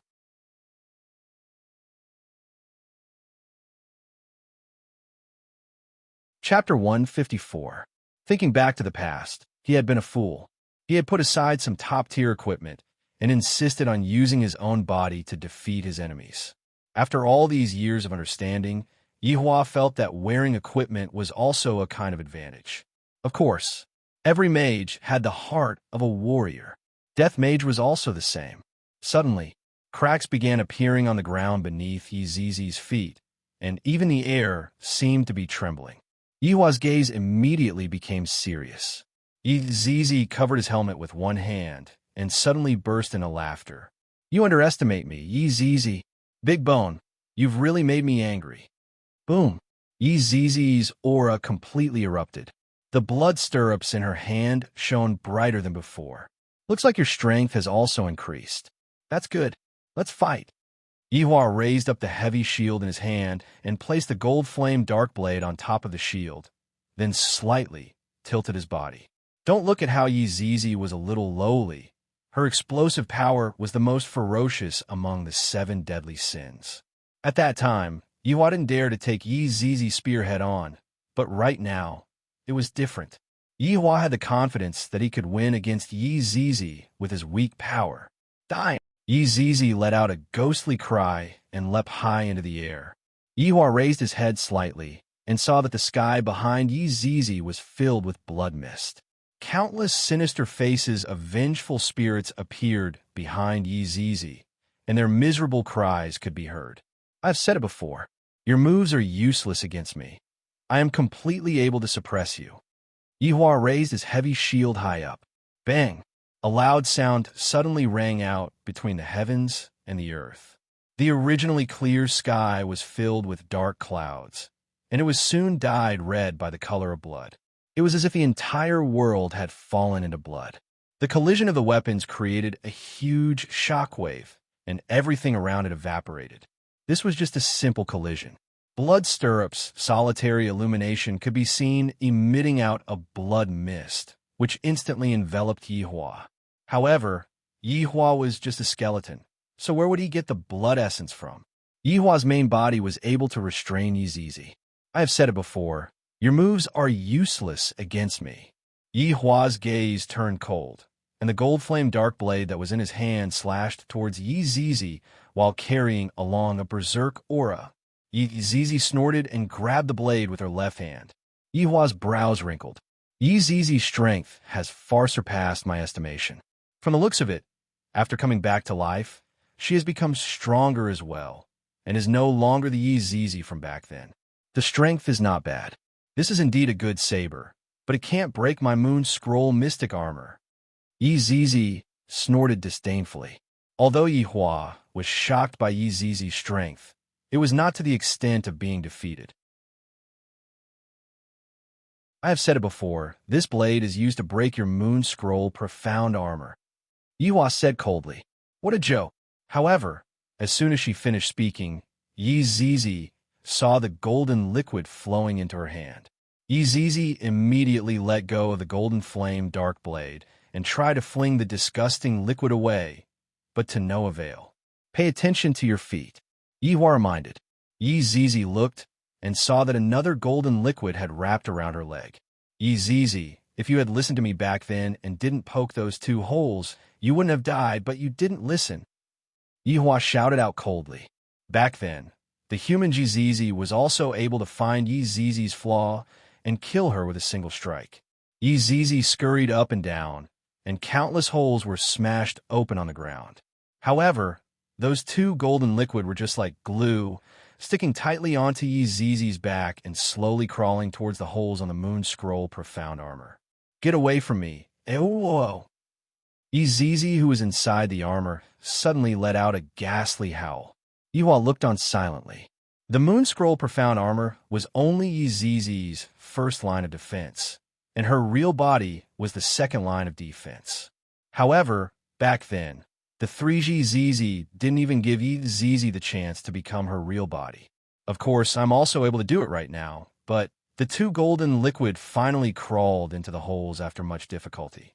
Zizi, who was still scurrying around just a moment ago, immediately stopped moving, as if her body was frozen. Just what is this thing? Zizi asked while standing there foolishly. Yihua said calmly, the golden flame dark blade's formidability doesn't lie in itself. Rather, it lies in those 2 golden liquid. Those 2 golden liquid are able to fuse into one's blood and spread a virus, causing one to lose their battle prowess. At that time, your moon scroll profound armor will only be a decoration. So that's how it is, Big Bone. You are powerful, but I am not willing to give up. Zizi's tone was getting weaker and weaker, as if she was going to collapse at any moment. Yihua let out a breath. Just surrender. Zizi laughed bitterly, then collapsed onto the ground with unwillingness. A light breeze blew past, and the broken ground was just like the surface of the moon. Potholes could be seen everywhere, causing one to exclaim in admiration. Yihua, who was dressed in godly equipment, did not move and continued to look at Zizi, who had collapsed onto the ground. After a long while, was it fun? Zizi, who had collapsed on the ground, paused for a moment, but she still did not have any reaction. You are still the same as before, Yihua said gravely. Zizi's personality did not change. Then what exactly happened to her? Zizi, who had collapsed onto the ground, could be seen immediately standing up and snorted. Big Bone, you are very boring. Yihua sighed. Seems like I have still underestimated Zizi's ability. After coming back to life, she became even more valiant. Just like me, aren't Wei Chong and Lai Gu the same as well? Yihua kept the golden flame dark blade in his hand and summoned out a sharp sword. Dark Abyss Cold Soul. The cold air that was emitted out from the sword caused Zizi to go into a daze. Big Bone, you are shameless. Yihua snorted coldly, then leaped high into the air. I'm already giving you face by fighting you in close combat. Sword Chi rushed towards Zizi like a raging ocean wave, bringing along a power that could crush everything in the world. The color of the sky suddenly changed. Zizi, who was within the armor, focused her gaze, then raised up the blood stirrup lone illumination spear in her hand, and the red light on the spear's body increased by a bit. This was a battle of strength against strength. However, the reason why Yihua chose to fight like this was because of their old friendship, and of course, the heart of a warrior was also unavoidable. The moment the 2 forces collided with each other, the 2 forces immediately exploded. Boundless power rose from the ground and broke through the layer of blood-red clouds. The terrifying airflow swirled around violently, forming a terrifying astral wind. Big Bone, your strength is indeed not bad, but compared to me, it is still a bit lacking. Zizi laughed. Yihua laughed lightly. Is that so? I will let you see what is called strength. Let's wait and see. The 2 could be seen starting a battle of strength. This kind of scene was just like the end of the world. The ground was trembling, and even the sky had hidden itself deep within the clouds. Boom, boom, boom. Waves of loud sounds reverberated in the world, and the battle between the 2 had entered into a white-hot stage. The more Zizi fought, the more excited she became, and her strength continued to rise. Coupled with the moon scroll profound armor, She could be said to be invincible in close combat.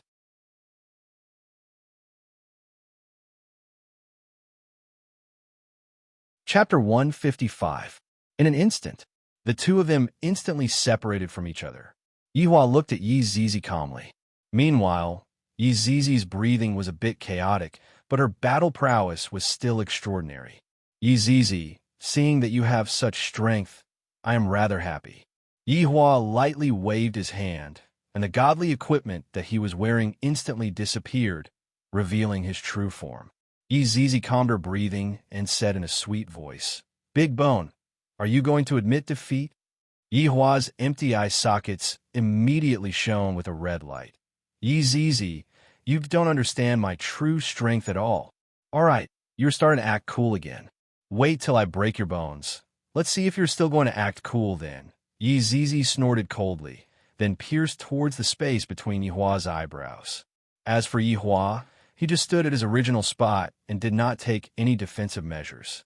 Blood Stirrup's solitary illumination blossomed with an incomparably powerful red light.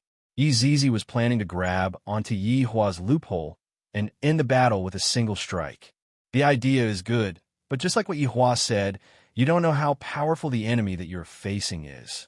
Just when the tip of a spear was about to pierce through Yihua's skull, it actually stopped abruptly. The distance between the spear and Yihua's skull was merely 1 millimeter. From this, it could be seen how strong Yihua's controllability was. Yi Zizi was stunned for a moment, and then her expression changed drastically. She wanted to pull away, but she found that she couldn't move her body. "Yi Zizi, in actuality, I am able to kill you just by moving my finger. However, do you know why I didn't kill you?" Yihua said lightly. Yi Zizi didn't answer. She used all her strength, but she couldn't break free from the invisible shackles. "Because I can't bear to." "Sky Ghost Fire!" Yihua shouted out faintly. 5 purple flames appeared around Yi Zizi. Each flame intertwined with each other to form a strange fire array, and Yi Zizi was in the middle of the array. Puff! The purple fire array immediately soared into the sky. The huge round purple fire looked as if it wanted to burn the sky, and Yi Zizi was being burned by it. I'm going to kill you." Yi Zizi roared within the flames, but to no avail. Yihua seemed to be waiting for an opportunity. Suddenly, he felt that Yi Zizi, who was in the fire, had a strange movement. "You are still thinking of revealing your true form and escaping. You overestimate yourself." Divine Coinchain! Yi Zizi, who was inside the armor, had a drastic change in her expression. "How is it possible that I can't even release my main body?" The purple flames continued to burn Yi Zizi. The moon scroll mystic armor on her body had already turned purple, but even so, Yi Zizi's ponytails were still fluttering. "Big Bone, I admit defeat. I admit defeat." Yi Zizi, who was inside the armor, could no longer endure the burning and loudly begged for mercy. However, Yihua ignored him and continued to wait. "I admit defeat. What else do you want?" A burst of evil aura emerged from the purple flames. Yihua lightly waved his hand, and the so-called evil aura quietly disappeared. "Half an hour. 1 hour. 2 hours. You are ruthless." After finished speaking, Yi Zizi fainted. Yihua let out a sigh of relief. "I have finally managed to make her faint from the fever. All right, let's see what exactly is going on with you." He stretched out his hand, and a lamp appeared in his hand. The name of this lamp was Moonlight Candle. It was able to illuminate all unknown things and could be easily destroyed. However, it was a pity that it could only be used once, and after it was ignited, it would disappear. Furthermore, it had to be used when the target was at their weakest, otherwise, it would be completely useless. At the start, Yihua used his strength to resist against the flames because he wanted to test Yi Zizi's strength. Indeed, it was the same as what he thought. Yi Zizi's strength had indeed increased by a lot. Using Sky Ghost Fire to burn her was just to erase her consciousness so that he could use Moonlight Candle. Withdrawing his hand, Sky Ghost Fire instantly disappeared, and Yi Zizi was still under Yihua's control. Moonlight Candle slowly floated above Yi Zizi's head, and the flame emitted from the wick illuminated Yi Zizi's entire body. Yihua's gaze was fixated on Yi Zizi. I hope that this moonlight candle will be effective. Slowly, the candle illuminated Yi Zizi's body, as well as her various physiques. Yihua was rather familiar with these physiques, and they were considered normal. Suddenly, 3 faint seals appeared above Yi Zizi's head, forming a triangle. Judging from the shape, 2 of the seals were still missing. Thus, they could not be counted as a complete seal. Yihua clenched his fists. To actually dare to place a seal on my subordinate. But Yi Zizi's ability is so strong. Who is able to place a seal on her? I will ask her later. Yihua lightly tapped with his finger, and the 3 seals immediately shattered. At this moment, Moonlight Candle finished burning and disappeared from the sky. After the seals disappeared, all of the equipment on Yi Zizi's body disappeared as well. Yi Zizi, who was wearing a princess dress, slowly landed on the ground. Yihua summoned out his human form, took out a stick of cigarette, lit it up, and waited for Yi Zizi to wake up. After a long time, Yi Zizi, who was lying on the ground, rubbed her big eyes. Where is this place? So hungry. Yi Zizi sat up and pursed her lips. Suddenly, she saw an unfamiliar man in front of her, and the man was smoking a cigarette. So handsome, but this man has such a familiar feeling. Yi Zizi. Yihua shouted out gravely. Yi Zizi immediately recalled the battle that happened just now, and her pitiful face collapsed, and bean-sized tears immediately flowed out. Big Bone, Yi Zizi ran with all her might, and tears of joy fell down from the sky. Yi Zizi could be seen throwing herself into Yihua's embrace and crying bitterly. This is too miserable. Yi Zizi was just like an abandoned child. Yihua let out a sigh of relief, then patted onto Yi Zizi's head. Where did your imposing manner just now go? Big Bone, I know my mistake. Woo, Big Bone, I miss you so much. Yi Zizi wiped her snot and tears onto Yihua's clothes. Yihua wrinkled his brows. All right, you have to be punished for doing something wrong. Yi Zizi looked at Yihua pitifully, then raised her butt. Don't think that Yihua suddenly thought of spanking Yi Zizi. Just that in the past, Yi Zizi often made mistakes, so Yihua could only spank her butt. Without any politeness, Yihua began to teach this mischievous subordinate a lesson. However, the fact that Yi Zizi was able to recover made Yihua very happy. All right, Yi Zizi touched her, but then hugged onto Yihua's neck. Big Bone, Zizi misses everyone so much. Don't cry anymore. I still have some things that I want to ask you. Yihua said gravely. Yi Zizi wiped away the tears at the corner of her eyes. And, Big Bone, ask me. I will tell you everything that I know. When did you wake up? And who placed a seal on you? Yi Zizi said without thinking too much. Around a year ago, Zizi woke up. At that time, there were a lot of priests who were sitting beside Zizi and chanting incantations, and there was even a magic tool placed on top of Zizi's head. When Zizi woke up, Zizi crushed the magic tool and sucked all of them in. After that, Zizi wandered around and discovered that this world is super fun. There are beautiful dresses to wear, just that I am too weak. Big Bone, you also know that Zizi is very lazy, so Zizi thought of a method, which is to gather the more powerful people together and suck them in. Unfortunately, the ones that came were still too weak, and I didn't have enough fun. After that, I met.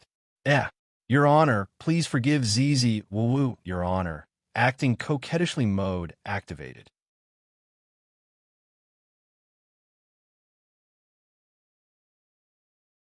Chapter 156. Yi Zizi stroked her long ponytail. Actually, Yi Zizi still had many abilities that she had yet to display. Unfortunately, she had been defeated just like that. Yihua let out a light sigh. Being too strong is also a kind of sin. No one is able to evoke my desire to fight, and only my subordinates are able to make me fight. Throwing everything else aside, today's fight was rather comfortable. According to Yi Zizi's description, she should have awakened 5 years ago. It was just that she was discovered by others, and they wanted to control her. Perhaps, even they did not know that it would take so long to cast the seal. After all, Yi Zizi was too powerful. Even after several years, she was only barely able to cast the third layer of the seal. Before the second layer was completed, Yi Zizi had already awakened. It was just that it was amazing that humans had such a magic tool. However, thinking back to those Supremes in the past, they also had many powerful magic tools. It was normal for the people of this world to have one or two.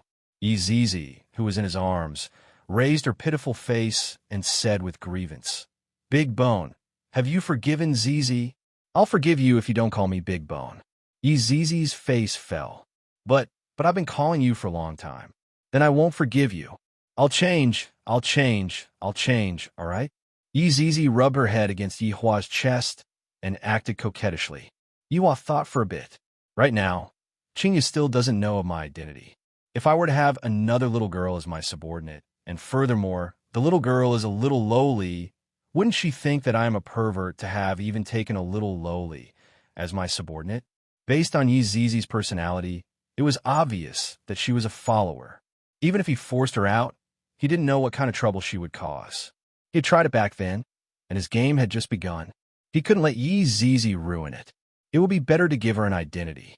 Yi Zizi opened her eyes wide and looked at Yi Hua. Yi Zizi looked extremely pitiful. "Call me Big Cousin. When there's no one around, you have to call me Your Honor. Do you understand?" He had to take this opportunity to change the way Yi Zizi addressed him.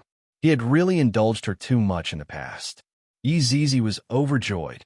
Without thinking too much, she said, "Big Cousin." He thought that Yi Zizi would be conflicted for a while, but he didn't expect her to be so straightforward. Yi Zizi had been in the human world for a year, so she knew that Big Cousin was a more intimate form of address. This was much better than Big Bones, so she readily agreed. "Big Cousin, I want to see the gluttonous monster and the big bone dragon." Yi Hua knocked onto Yi Zizi's forehead. "When there is no one around, call me Your Honor. Also, don't call them nicknames." Yi Zizi rubbed his forehead, then said while puffing out his cheeks, "Your Honor, Zizi understands." "Go back. Wei Chong will tell you the details." Yes, let's go back." With that, the two of them disappeared from the ruins. After an unknown period of time, a figure suddenly appeared at the scene. He was wearing a purple and gold robe and had a dragon crown on his head. One look, and anyone could tell that he was from a rich family. When this person arrived at the scene, he only looked around curiously. After that, he began to look around anxiously as if he had dropped some treasure. The man could be seen scratching onto his face as he muttered softly, "There is clearly a notification that the red packet was right here. Why did it disappear? Did the red packet system make a mistake?" Suddenly, two black figures knelt in front of the man and said respectfully, "Your Majesty, this place is not suitable to stay for long. A large number of sects are currently gathering here." The man sighed helplessly. "I can only look for an opportunity to come back and take a look." Not long after the man left, countless people rushed over. If Yi Hua was still here, there would be a few familiar faces among the crowd. Beside the waterfall, Wei Chong and Lai Gu sat on a small stool and waited quietly. Tang Wei was standing behind Wei Chong and massaging his shoulders, and Lai Gu was enjoying the service of his three women, massaging his shoulders, massaging his hands, and massaging his feet. Who says that having more wives doesn't have any advantages? Why aren't they back yet? Lai Gu was a little annoyed from waiting. It has already been a few hours. If His Honor wants to take care of Zizi, wouldn't it just be a matter of seconds? Could it be? A scene appeared in Lai Gu's mind. Zizi was tied up, and His Honor was fiercely whipping Zizi. "You're a boss." Wei Chong immediately stood up and shouted out, "Boss!" Lai Gu hurriedly stood up and shouted out. However, there was only the figure of the boss. Where did Zizi go? Could it be? Lai Gu looked at His Honor in disbelief and asked blankly, "Boss, where's Zizi?" Yi Hua took out a stick of cigarette, then walked towards the tent and lightly puffed out a cigarette dead. Wei Chong and Lai Gu were completely stunned, as if they were struck by lightning. They were unable to imagine that the adorable Zizi who was in the past died just like that. Lai Gu was evidently even sadder as he sat on the ground and wailed, "Zizi, why are you so foolish? Don't you know how to run when you can't win?" I haven't even had the chance to let you ride on me yet." Tears were flowing down Wei Chang's old face. Back then, Zizi still wanted to compete with me, but now, suddenly, Lai Gu felt that there was one more person on his shoulder and said gravely, "Stop messing around. I'm not in the mood." However, even his ears were grabbed. Lai Gu immediately opened his eyes. These women are too outrageous. Can't they see that I am in a bad mood? However, looking at the swaying ponytail in front of him, Lai Gu was stunned as he slowly turned his head around. Hee, big bone dragon, do you miss Zizi? Zizi could be seen riding on Lai Gu's shoulder while grabbing onto Lai Gu's ears with both of her hands and said sweetly. Lai Gu didn't know how to express his joy at this moment. The expression on his face was very rich as he immediately soared into the sky. Meanwhile, Zizi shouted excitedly, "I finally got to ride on the big bone dragon." After flying into the clouds, Lai Gu immediately revealed his true form. Zizi, who was sitting on the bone dragon's back, looked very small. Roar! Lai Gu's excited dragon roar rang out in the sky. However, quite a few people heard it and thought that they were hallucinating. And Lai Gu did not roar a second time, because Yi Hua was warning him. Not long later, the two landed on the ground. Zizi pounced onto Wei Chang's embrace and hung onto him like a koala bear. "Gluttonous monster! Zizi saw that you cried just now." Wei Chang laughed lightly. "You saw wrongly." "Hee, I didn't see wrongly. You still don't want to admit it. When are you going to compete with me? That will require boss's approval." Wei Chang rubbed onto Zizi's head and laughed. Zizi pursed her lips. Suddenly, she saw the four women beside her, and her eyes immediately lit up. "Wow, what beautiful clothes. I want to wear them too." In actuality, the four maids were still in a state of shock. Originally, they thought that this little lowly was an enemy, but they didn't expect that in the end. She was actually an ally. The four maids still didn't know what was going on and appeared very respectful towards Zizi. "Where did you buy these clothes from?" "I want them too." Zizi touched onto the lace skirt and asked curiously. "Little lowly and uniform fetish." Wei Chang explained the relationship between everyone to Lai Gu, and Zizi immediately felt that it was unfair. "This won't do. All of you have women. Zizi wants a woman too." Wei Chang, Lai Gu.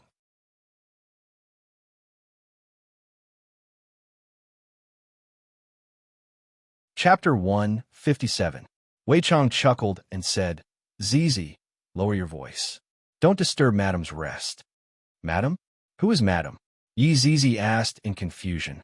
Lai Gu stroked onto Zizi, who was only 2 meters tall, and said with a smile, "Boss's wife." "Ah, big cousin has a wife," Zizi exclaimed and immediately covered her mouth. Wei Chang smiled. With the recent events, Madam is already pregnant." Isn't his honor just a skeleton? How could impregnate a human? This is too mystical.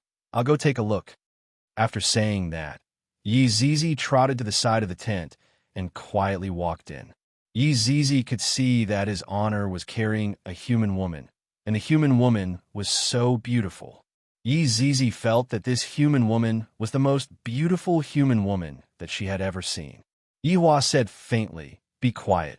Zizi nodded her head, then went closer to observe for a bit, then said in a low voice, "Your Honor, can I hug Madam?" "Be gentler." Yihua didn't reject Zizi.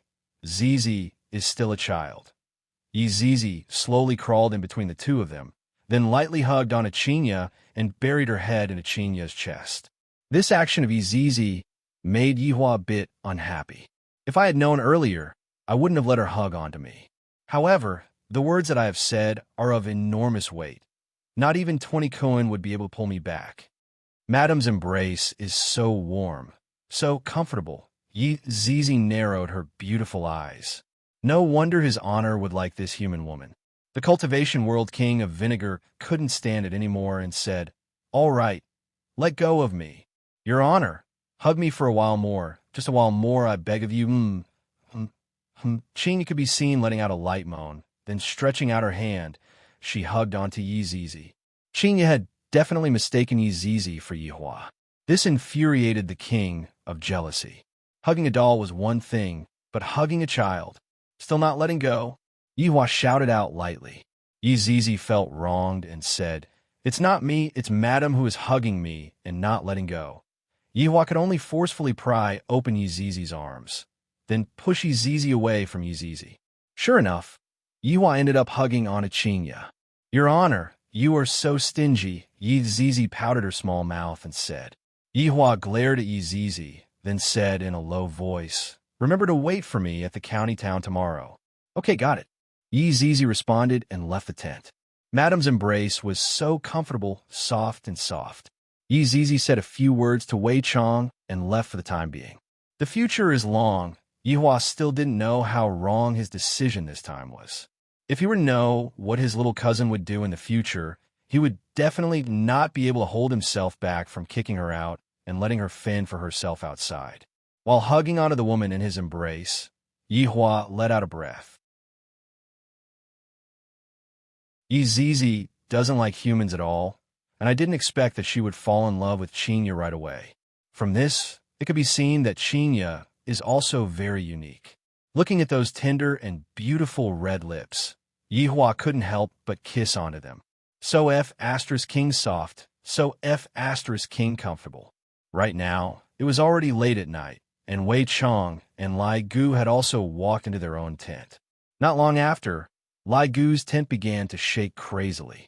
However, Lai Gu was very smart to set up a barrier, so as to not disturb his honor. Wei Chang's side was not as straightforward as Lai Gu. Looking at Lai Gu's tent, Wei Chong felt very envious. "Uncle Wei, it is already so late, quickly come in and rest." Tang Wei opened up a corner of the tent and called out tenderly. Right now, Wei Chong really wanted to ask his honor for a stick of cigarette to calm himself down. "Uncle Wei," Tang Wei shouted out with a red face. Wei Chong immediately revealed out a firm gaze. "I will do as his honor said. I will just directly push her down." Seeing that Uncle Wei was walking over, Tang Wei shyly hid into the tent. Her face was completely red, and she was extremely nervous. After entering the tent, the entire tent could be seen to be decorated with red as the theme. Looking at Tang Wei, who had her head lowered and had a bashful look on her face, Wei Chong swallowed his saliva. "What should I do now?" Seeing that Uncle Wei was looking at her blankly, Tang Wei lightly bit on her lower lip, then slowly undid her clothes. Wei Chong was startled. "Tang Wei, what are you doing?" "I'm taking off my clothes to sleep." Tang Wei's face was about to bleed. "Uncle Wei is so stupid. What else can I do besides taking off my clothes?" Wei Chong could be seen stretching out both of his hands. Tang Wei felt that her heart was about to jump out. Uncle Wei finally took the initiative. But Wei Chong put on Tang Wei's clothes and said with concern, "It is cold in the valley at night. It is better to wear clothes to sleep." Tang Wei, first blood, a drop of blood. Right now, there was a huge shadow in Tang Wei's heart. "Uncle Wei, can you be a bit more honest?" Wei Chong let out a breath and immediately lied down. "What should I do? How should I push Uncle Wei?" Seeing that Uncle Wei lied down, Tang Wei also lied down beside Uncle Wei, and the tent became quiet again. After a long while, Tang Wei turned over and lightly hugged onto Wei Chong. Meanwhile, Wei Chong stretched out his hand and hugged onto Tang Wei's slender waist. This time, Tang Wei felt that there was hope as she said shyly, "Uncle Wei, don't you want to?" "I want to," Wei Chong said gravely. "Then why are you still in a daze?" Tang Wei felt that she was going to dig a hole in the ground. "I have already hinted to Uncle Wei crazily. Why isn't there any reaction from Uncle Wei?" Wei Chong sighed. "I want to sleep, but I really can't sleep." Puff. Double kill, double kill. Tang Wei immediately felt a wave of dizziness. "I really want to cry. Does anyone have any good ideas?" After a while, Tang Wei calmed herself down. "I don't believe that Uncle Wei doesn't understand. I have done my homework before coming here." Tang Wei slowly stretched out her slender hand and stroked onto Uncle Wei's chest. "Do you still not understand?" Wei Chong was very gratified as he laughed tenderly. "Xiao Tang, Uncle Wei isn't tired. I don't need you to massage me." Puff. Triple kill, triple kill. Uncle Wei actually feels that I'm giving him a massage. My God. Why is it like this? Seems like I can only use my trump card. Hmm, hmm, Tang Wei could be seen making up her mind. While stroking onto Wei Chang's chest, she let out a very alluring moan. Which man would be able to endure it? Tang Wei doesn't believe it. Wei Chang could be seen being startled as he asked with concern. Xiao Tang, what's wrong? Is it because your respiratory tract is infected? Puff. Quadruple kill. Tang Wei felt as if she was struck by lightning from a clear sky, being struck by the lightning. Wei Chang said worriedly, "This valley is humid. You have to pay attention to your body. Do you understand?" Tang Wei didn't speak. She was already unable to think normally.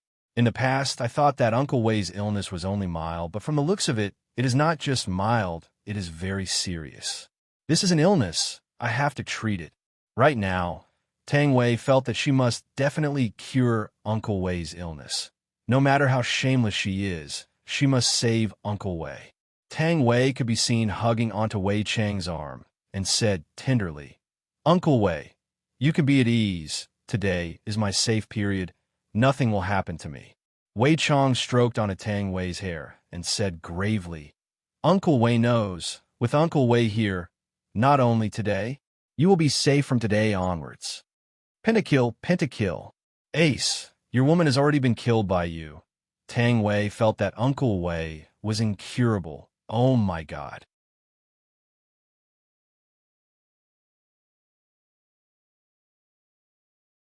Chapter 158.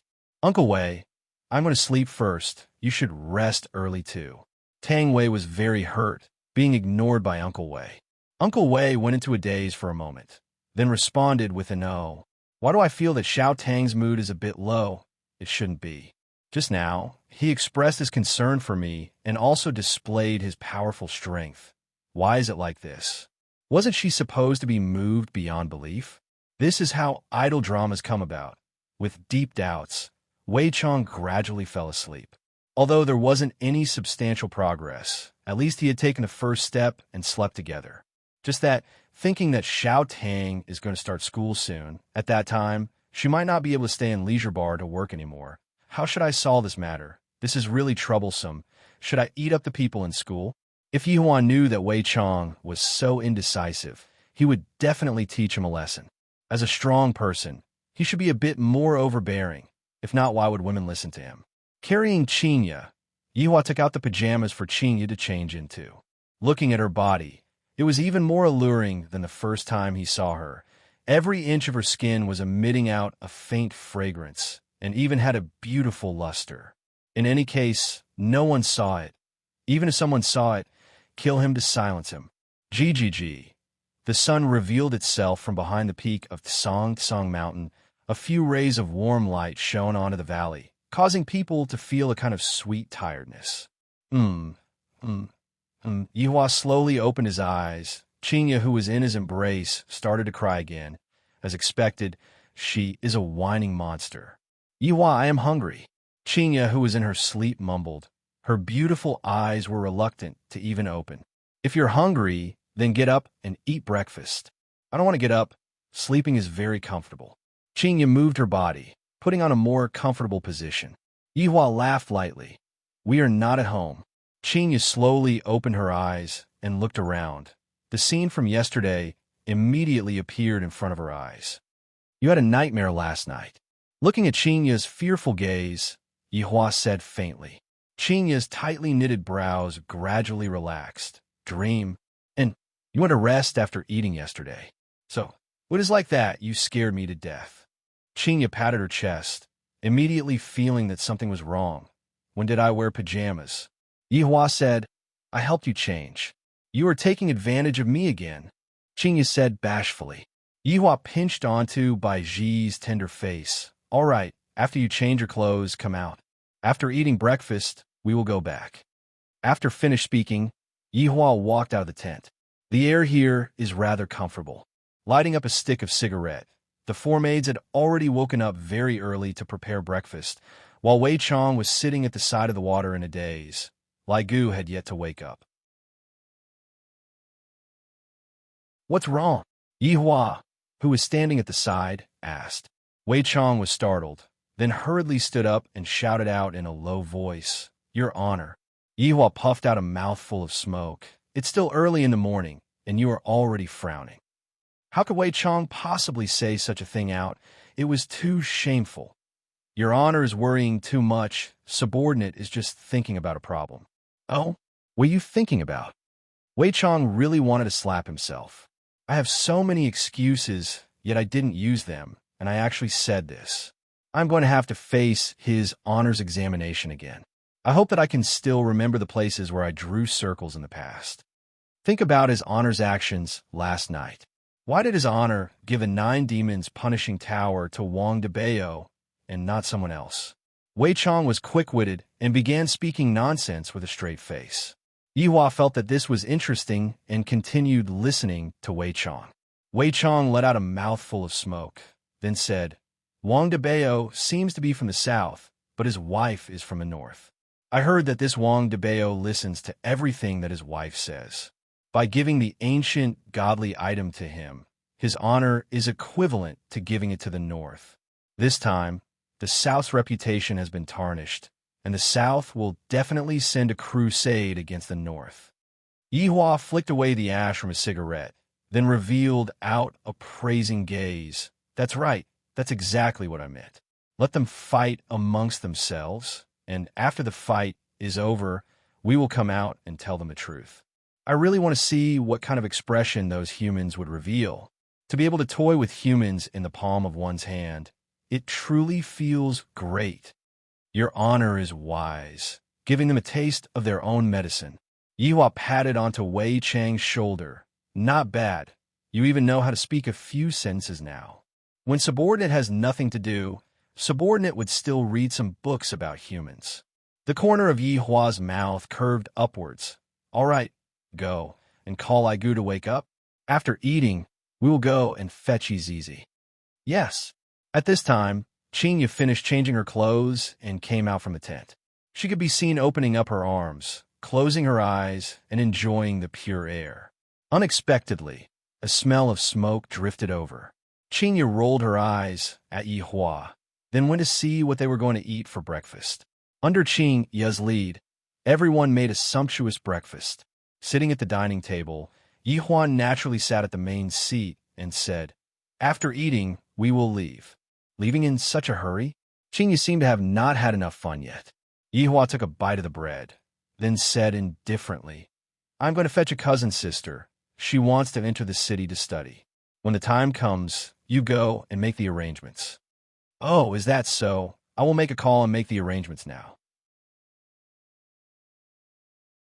"How old is your cousin sister? Middle school or high school?" Qinya took out her phone and asked. "Middle school or high school?" Yihua looked towards Wei Chong and Lai Gu, and the latter lowered his head, expressing that he did not know. She's 8 years old." Yihua himself did not know either, because he had never studied before. Qinya thought for a while, then muttered, "If she's 8 years old, she should be attending primary school around grade 3. "Yes, that's right," Yihua said. Qinya immediately gave a call to the general manager of Long and City, Lu Heng, and asked him to go and make arrangements. After all, the school was about to start soon. "Yihua, when the time comes, give me your cousin's information," Qinya said. Speaking of information, Yihua felt that Yi Zizi should be an unregistered citizen. "When the time comes, I will just let that Xiao Jiu go and settle it." "Okay, I'll give it to you when we get back." After dinner, everyone left the valley. To Lai Gu's women, this day and night were very exciting. Of course, Lai Gu himself was also very satisfied. However, to Wei Chong and Tang Wei, it was simply indescribable. In actuality, the person who was the happiest was still Yihua. After all, he managed to subdue Qinya. Look at the current Qinya. Qinya is currently leaning into Yihua's embrace, and Qinya is currently unable to leave Yihua's embrace. After getting on the highway, Qinya, who was lying in Yihua's embrace, asked curiously, "Yihua, why didn't I hear that you have a cousin sister? A long time no see." Qinya punched Yihua's fist. "All right then, you are hiding everything from me." Lifting up Qinya's chin, Yihua immediately kissed on a Qinya's chin. causing Qinya to be dumbfounded. So annoying. There's still people here. Just treat them as if they're transparent. Wei Chong and Lai Gu were very hurt, especially Wei Chong. Why is it that even his honor is able to do it so easily, but I am unable to? I should take this opportunity to properly learn his honor's flirting skills.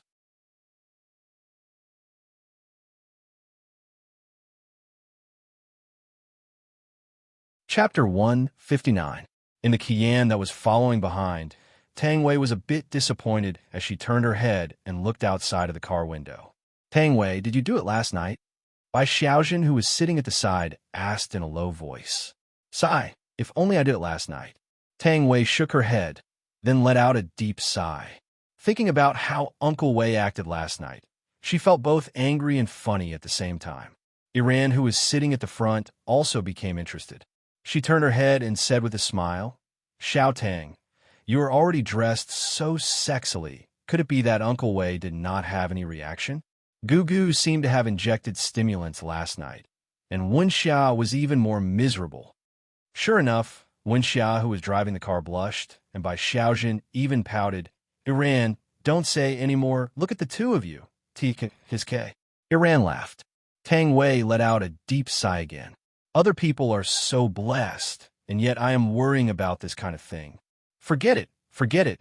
Let's just let nature take its course. 2 hours later, Yihua finally got off the highway and arrived at a small town. Yihua chose a remote location to put on an act for the entire time. Have we arrived? Qingya got up from Yihua's embrace and opened the car window to take a look. Yihua nodded his head and arrived at the agreed location, but Yi Zizi had not arrived yet. She couldn't have gone to prank me again, right? I'm a bit hungry. Qingya rubbed onto her flat stomach and said embarrassedly. She was a pregnant woman, so it was normal for her to be hungry. After all, the big ones have to eat, the small ones have to eat too. Madam, the food in this small town is rather small. Wei Chong took a look and said. Qingya's eyes lit up. Isn't there Shaxian snack there? Let's go there. Yihua had tasted the Shaxian snack before, and it was not bad. All right, let's treat it as lunch. Yihua approved. The appearance of 2 Qians in this small town still attracted quite a bit of attention. Curious about what kind of people were sitting inside, the roadside stalls all paid attention to them. When they saw the people that got off the car, all of the male's eyes almost popped out, especially the one that was in the car at the back. He was simply about to spurt out blood. I can't take it anymore. I can't take it anymore. As celebrities, the 3 of them had already secretly changed their appearances before they alighted from the car. This was also done by the Lai Gu sect. It was more convenient for them to go out and play together. After all, it was more exciting outside than at home. Although the beauty in the car behind made people spurt blood, the woman in the car in front helped them stop the bleeding. It was a sacred and inviolable feeling, so beautiful that it felt unreal. But it was such a woman that willowy waist was actually hugged by a man. God damn it. But for some reason, everyone felt that this group of people seemed to revolve around this man. It was really incomprehensible. Wasn't he just good-looking? This was really an era where looks mattered. Right now, Yihua was also contacting Yi Zizi. Yi Zizi expressed her apologies and said that she would be coming over immediately. There was no one in the snack bar in Shaxian County. The boss was sitting at the table. There was a mobile phone, dumpling wrappers, and minced meat on the table. He was watching a drama while making dumplings. Hearing the sound of the door opening, the boss looked up and was shocked. He hurriedly rubbed his hands and asked with a smile, "What would you like to eat?" Qingya looked at the menu on the wall and said faintly, "A set of steamed dumplings, Yihua. What do you want to eat?" "Stir-fried rice noodle. Add an extra egg." Yihua said faintly. Lai Gu pursed his lips. "Give me a set of mixed noodles." Wei Chong asked Tang Wei concernedly, "Xiao Tang, what do you want to eat?" "Anything will do." Tang Wei's mood was a bit gloomy, but it was also normal. Last night, I had already hinted at Uncle Wei so crazily, but Uncle Wei did not even have any reaction. Thinking up to here, Tang Wei was greatly shocked. Does it mean that people can't get it up after reaching middle age? And Uncle Wei was embarrassed to say it out. I am too stupid. Isn't this the same as rubbing salt on Uncle Wei's wound? I shouldn't be doing this, I should think of a way to help Uncle Wei nourish his body and recuperate for a bit. Then I will go and inquire about the old prescriptions of the people and prescribe some medicine for Uncle Wei to eat. Wei Chong was still looking at the menu, and Tang Wei, who was behind him, had already given him the title of impotence. "Give me a ginseng black chicken soup, then," Wei Chong said. Tang Wei had an as-expected look on her face. Even Uncle Wei himself knows to nourish his body. My pitiful Uncle Wei has fallen into a chronic illness after reaching middle age. In the future, I have to take good care of him and not let Uncle Wei get injured again. Thinking about last night, Uncle Wei was definitely very gloomy. Last night, Wei Chong was indeed very gloomy. The four of them sat at a table, and very quickly, the steamed dumplings were served. Qinya felt that the steamed dumplings were pretty good. "Yihua, does her cousin live here?" Qinya asked curiously. "Yeah, that's right, I just want to go out and see the world." Yihua could only say this. Qinya said tenderly, "Girls should go out and see the world in the first place. Only then would they not be cheated by bad men." This is scolding the locust tree while pointing at the mulberry tree. Wei Chong and Lai Gu really want to change to another table. The madam is too formidable, to the point that even his honor is speechless. Then you have to go out and see the world more. Yihua was not someone who was easy to provoke. Qinya snorted and no longer paid attention to Yihua. "You only know how to talk back, zzz." The sound of the door attracted everyone's attention. The boss, who was currently working, looked towards the door, and the spoon that was in his hand even dropped onto the ground. This lowly is simply asking for my life." Zizi could be seen wearing a light blue off-shoulder princess dress. Her beautiful collarbone was faintly discernible. The butterfly knot on her waist was cute and moving, and layers upon layers of lace adorned the beautiful dress. She was wearing a big round hat on her head, and her twin ponytails were hanging very naturally behind her head. Different from yesterday, her ponytails were slightly curled up today. Seems like she might have gone to have her hair permed just now. Her pair of small hands were even wearing long gloves, and she was even holding onto a cute little umbrella. She looked just like a little loli that walked out from a two-dimensional world. Looking at Yizizi, who was dressed up like this, Yihua couldn't help but feel a bit of a headache. "She is your cousin?" Qinya mumbled and asked. Yihua nodded his head. "I feel that she has seen more of the world than me." Qinya felt that this little loli was a princess from a European royal family. For her to be dressed up so gorgeously, it seemed as if she was going to attend a very important banquet. Yizizi was indeed thinking like that. In any case, it was her first time meeting the madam, so of course, it had to be a bit more grand. Thus, she forgot about Yihua's words. "Big brother." Yizizi waved her hand excitedly, and her pair of eyes curved into the shape of a crescent moon. If it was possible, Yihua didn't want to respond. "Coming." "Hello, big sister-in-law, I am Yizizi." Yizizi directly ran in front of Qinya and used that lowly voice to act cute. In actuality, Qinya had never seen such a cute little loli before. But why do I feel that she looks familiar? I seem to have seen her in my dream last night. Of course, Qinya had seen Yizizi, who was lying in the coffin before. Just that, Yihua said that it was a dream. If I give birth to a daughter, I will definitely dress up like this too. "Yizizi, you are so cute." It was rare for Qinya to reveal a smile towards a stranger. "Hee hee, big sister-in-law, can Zizi hug you?"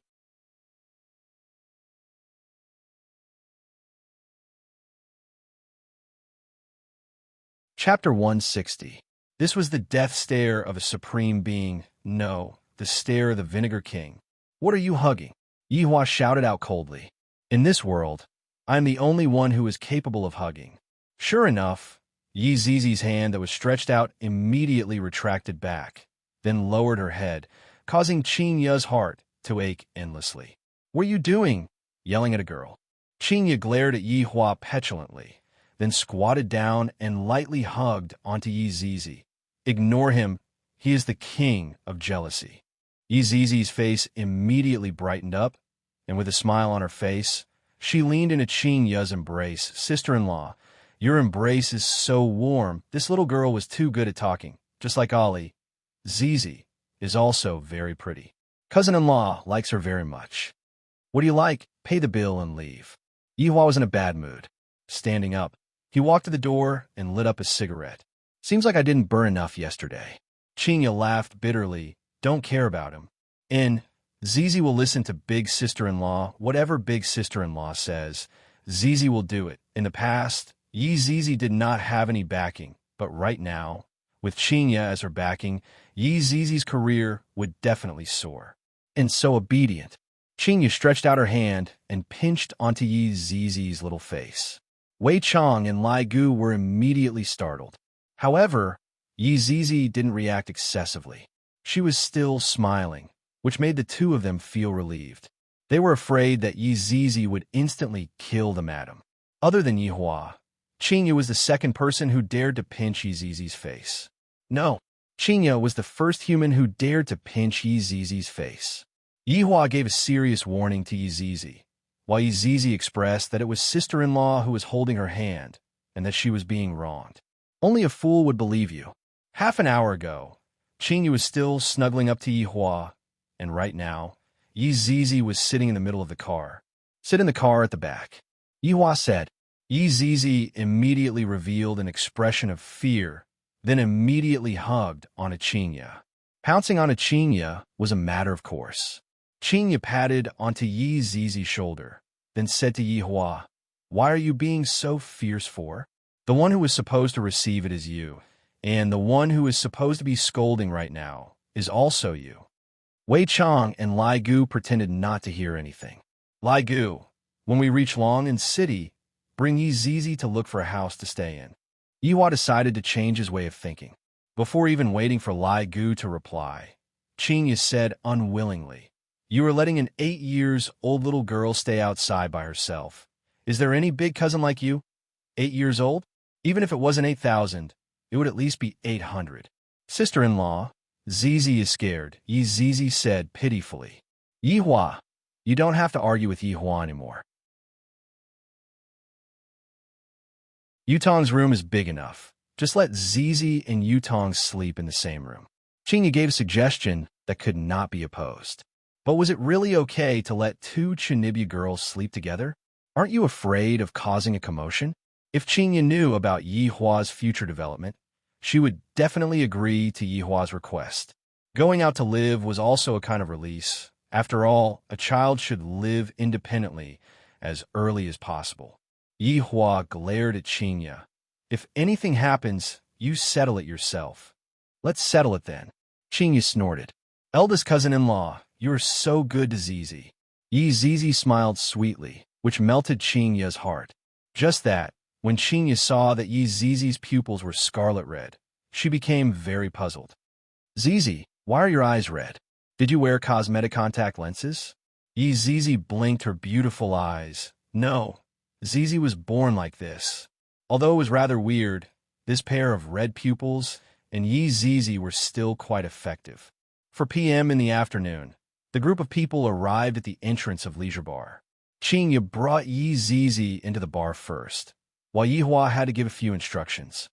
"Do not slack in your intelligence work. Report to me on time every day. Also, let Xiao Jiu go and handle Zizi's identity information." Yihua said faintly. "Yes, yes." Yihua nodded his head, lit up a cigarette, and walked into Leisure Bar. Wei Chong unbuckled his seatbelt and said, "You can go back first. I will go and send Xiao Tang off." "Gluttonous monster, what are you talking about? Send her off by car. You're even riding a bicycle to send her off." Right now, Lai Gu was very extravagant. Lai Gu could be seen opening the car door and saying, "This car is for you. Don't be too stingy when chasing after a woman. Sometimes, you also need to give her some face." Wei Chong went into a daze for a moment, then felt that what Lai Gu said was right. Not having a car was indeed inconvenient. "I won't be polite then." Lai Gu immediately revealed out a crafty smile. "Then, I will hand over the matter that your honor instructed me just now to you bye-bye." After pausing for a moment, Lai Gu added another sentence. "Grab hold of the opportunity at night. As a brother, I can only help you to this step." Wei Chong knew that Lai Gu definitely did not have good intentions by gifting a car for no reason. However, this kind of small matter could be handed over to Death Mage to take care of. After sending Xiao Tang back, I still have to go to work at night. Not long later, Tang Wei sat on the car and cried out in surprise. Uncle Wei, why did you suddenly want to buy this car? It was definitely Lai Gu who said it again. It's convenient for me to pick you up. Wei Chong stretched out his hand and stroked on a Tang Wei's cheek. But this car is too expensive. It's fine, Uncle Wei can afford it. Wei Chong laughed and headed towards Tang Wei's residence.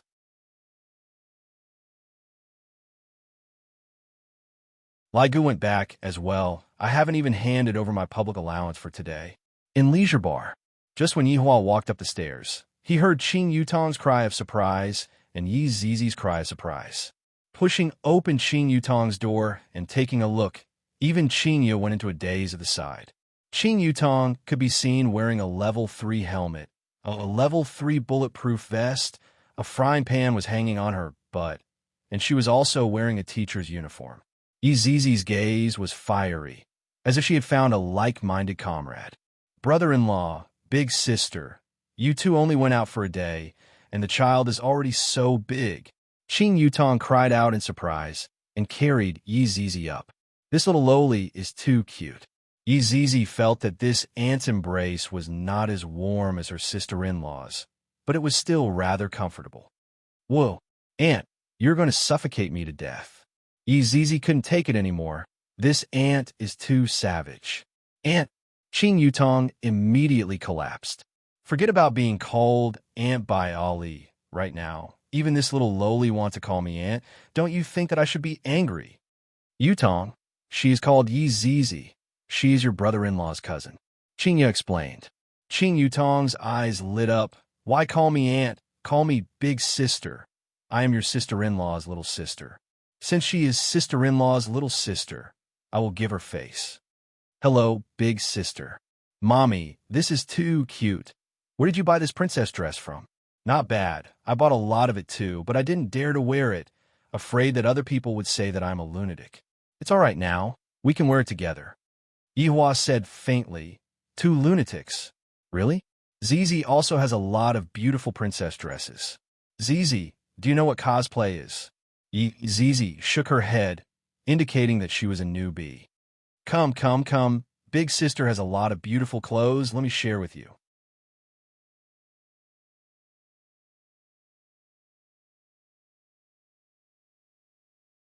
Chapter 161. Qin Yu had originally thought that Yi Zizi would stick to her very much, but I didn't expect that. Yi Zizi would be snatched away by her younger sister.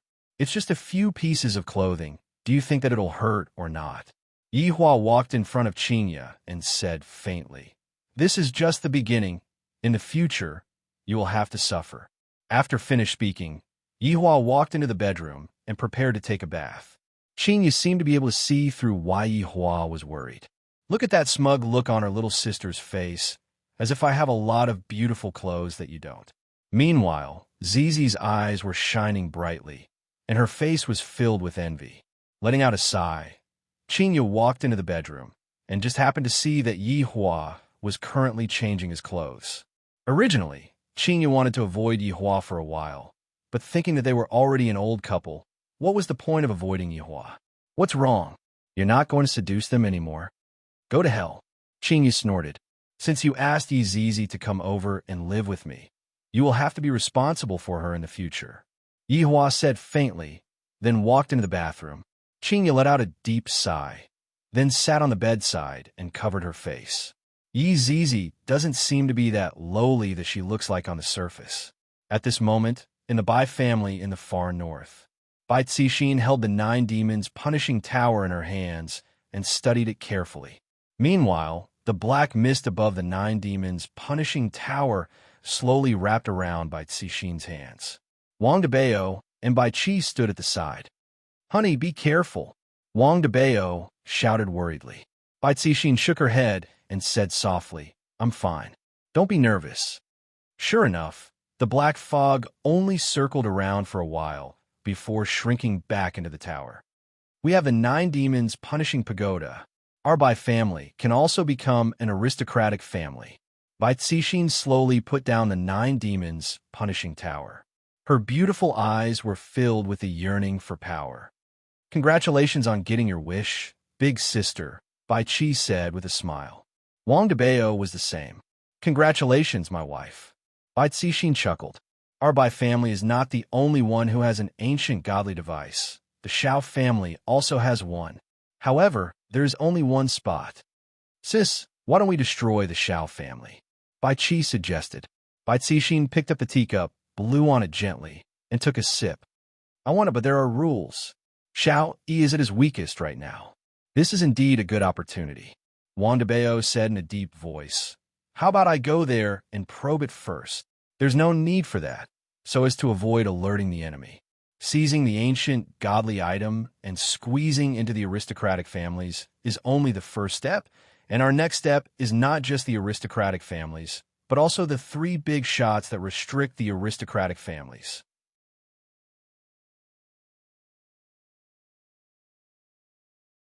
Speaking of the 3 tycoons, Wang Debao and Bai Qi's expressions became grave. In order to become an aristocratic family, the first thing they needed was an ancient godly item. Every 5 years, there would be a selection. Originally, the Shao family had already entered the ranks of aristocratic families, but unfortunately, another ancient godly item had appeared, causing them to have to fight for that slot. For the aristocratic families, the first reaction was that they were mysterious, but for the 3 giants above the aristocratic families, they were even more elusive. After all, no one from the 3 giants had ever appeared before. No one knew what they were capable of, where they were, or how strong they were. However, there was one thing that could be seen clearly, and that was that all of the aristocratic families were restricted by the 3 big shots. If not, they would have fought with each other a long time ago. Who didn't want to collect more ancient godly items?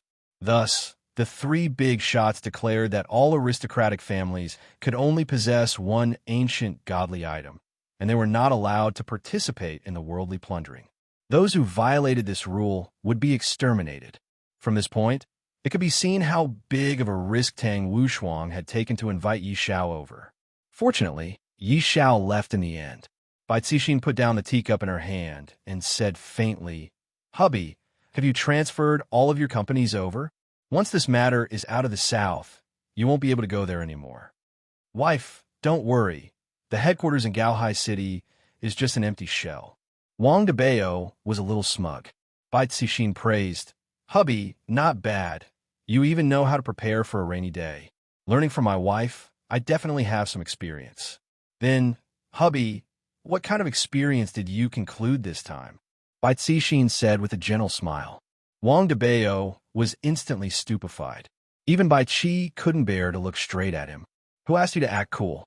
Wang Debao coughed lightly and said gravely, This time, under the wise leadership of my wife, it wasn't easy for us to obtain a great victory.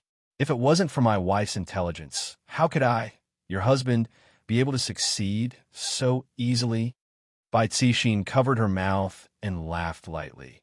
To be able to receive such a high evaluation from my husband, I, your wife, am overwhelmed by the favor. It's what I should do, it's what I should do. Wang Debao laughed mischievously. He was looking forward to the reward very much.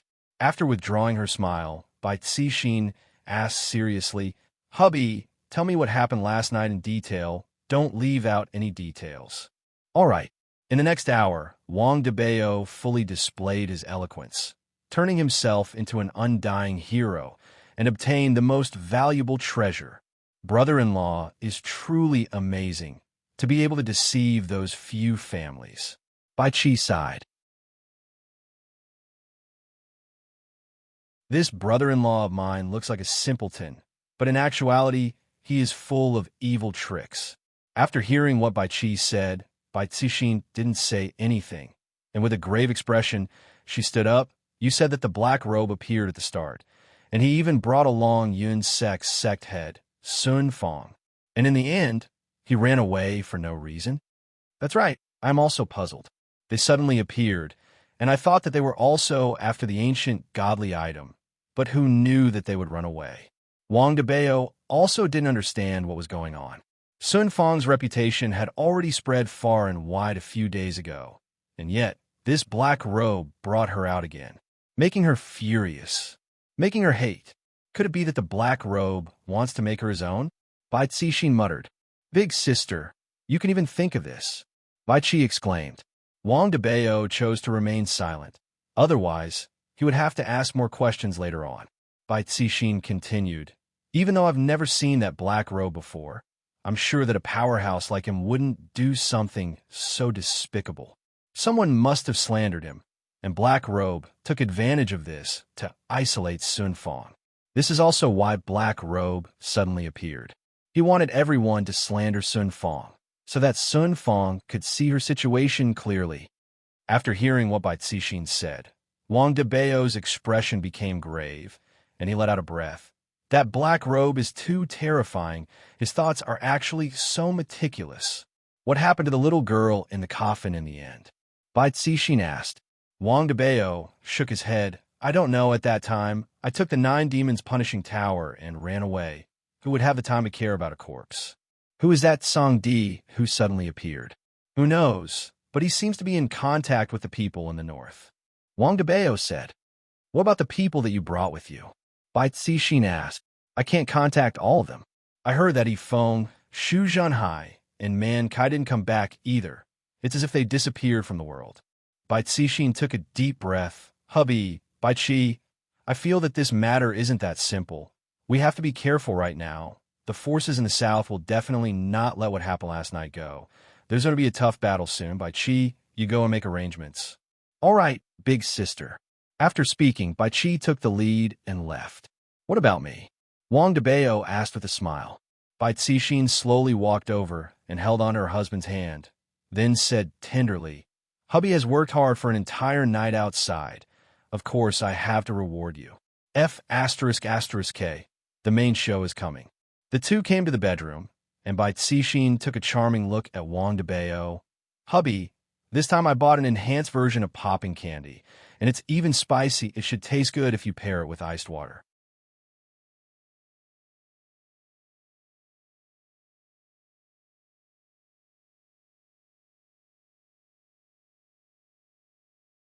Chapter 162.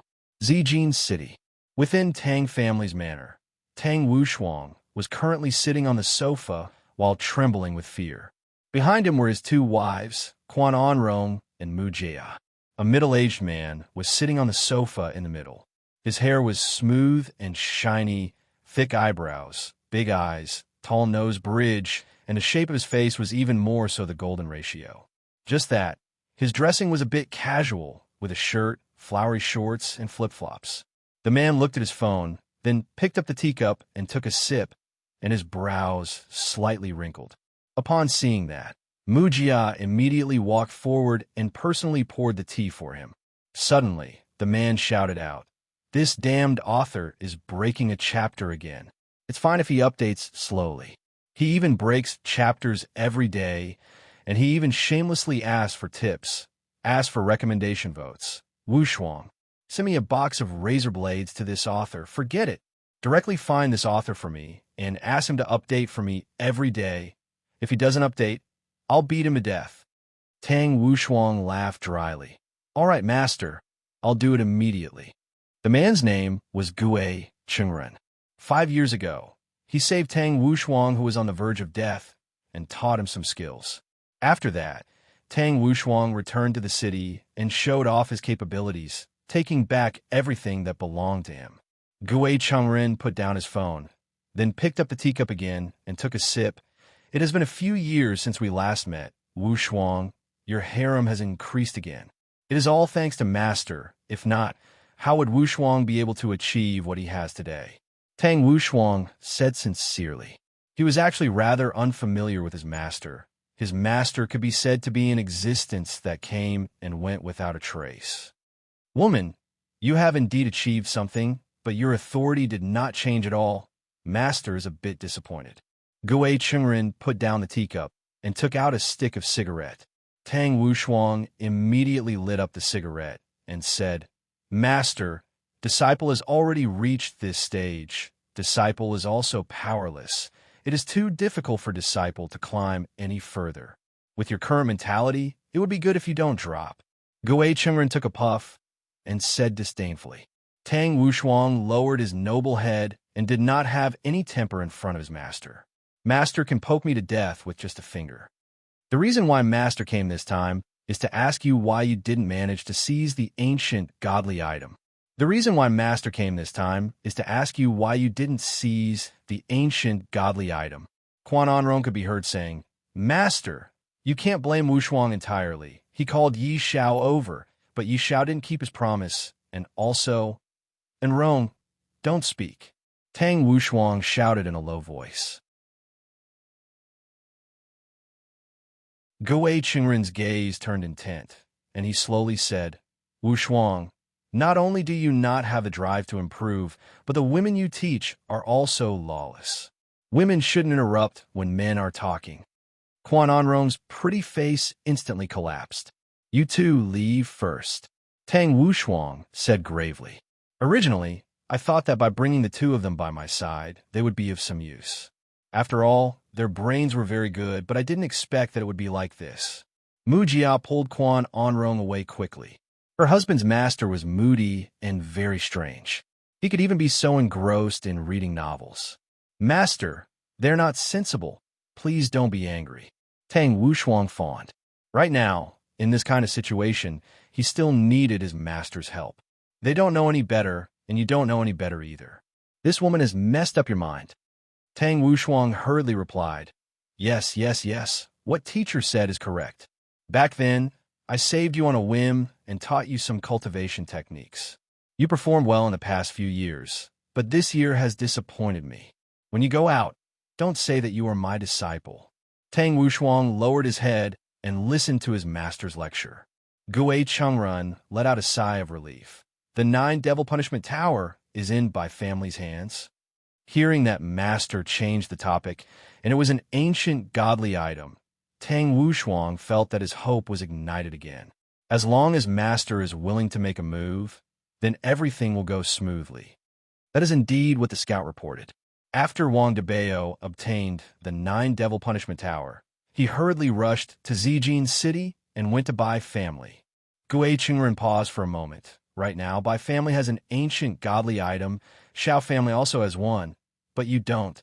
Could it be that you still want master to help you snatch it? Disciple doesn't dare.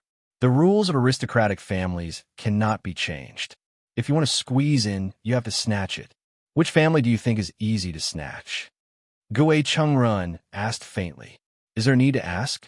It is definitely Xiao family's Xianyuan sword. Xiao family. Tang Wushuang said gravely. Since you know it is Xiao family, why didn't you make a move? Gui Chungrun asked back. Tang Wushuang still remembered their old relationship. After all, Xiao Yi had helped him quite a bit back then. Now, it is really hard to stab him in the back. When one is in a great position, one will slay a god, not to mention an individual. Disciple has learned his lesson. The living room instantly quietened down, and Tang Wushuang didn't even dare to breathe loudly. I heard that everyone died last night, and all of them were sucked dry? Gui Chungrun suddenly asked. And the news just spread out, and the 3 major powers in the north also went missing. Gui Chungrun said calmly. Seems like it was done by the person in the coffin. Master, you know about it. If I didn't guess wrongly, all of you fell into a trap. Gui Chungrun laughed lightly, picked up the Snickers bar on the table, opened the packaging, and slowly chewed on it. Tang Wushuang turned pale with fright, and he instantly understood something. Master, compared to this person, we are about the same. Tang Wushuang's heart sunk. Master actually has such a high evaluation of this person. Unimaginable. That's right, what is going on with that black robe? Gui Chungrun continued to ask. Tang Wushuang told him the cause of the matter, and Gui Chungrun fell into contemplation after listening to it. After a long time, Gui Chungrun said faintly, This black robe isn't a big deal. The important point is the person behind him. But right now, everyone in the circle is saying that the black robe is the boss. Gui Chungrun's gaze turned cold. I should have really killed all of those women of yours. Did your brain get clamped by women until you became stupid? You can't even see through this kind of scheme. But, Wushuang, let Master ask you a question. When have you seen Master make a move before? Tang Wushuang swallowed his saliva. Indeed, I have never seen Master make a move before. Never. A truly powerful person would not even spare a glance for ants. In his eyes, ants are merely dust. Gui Chengran said in a deep voice, as if he had met his match. Master is powerful like this. Tang Wushuang immediately bootlicked. As expected, it is useful. Gui Chengran leaned on the sofa, and with a deep gaze, he said faintly, Master has a feeling that the dispute between the North and the South was planned by this bar. Wushuang, investigate this bar properly. Disciple understands. Master, then who exactly is the boss of this bar? Gui Chengran let out a heavy sigh. If it isn't that boss, then it is that security guard. One of them is the mastermind behind the scenes. All right, Master is going to rest now. Master, do you want Disciple to make arrangements for you? It is better for you to keep those useless women for yourself. Don't forget to help Master tie up that author. If he doesn't write, I will break his legs.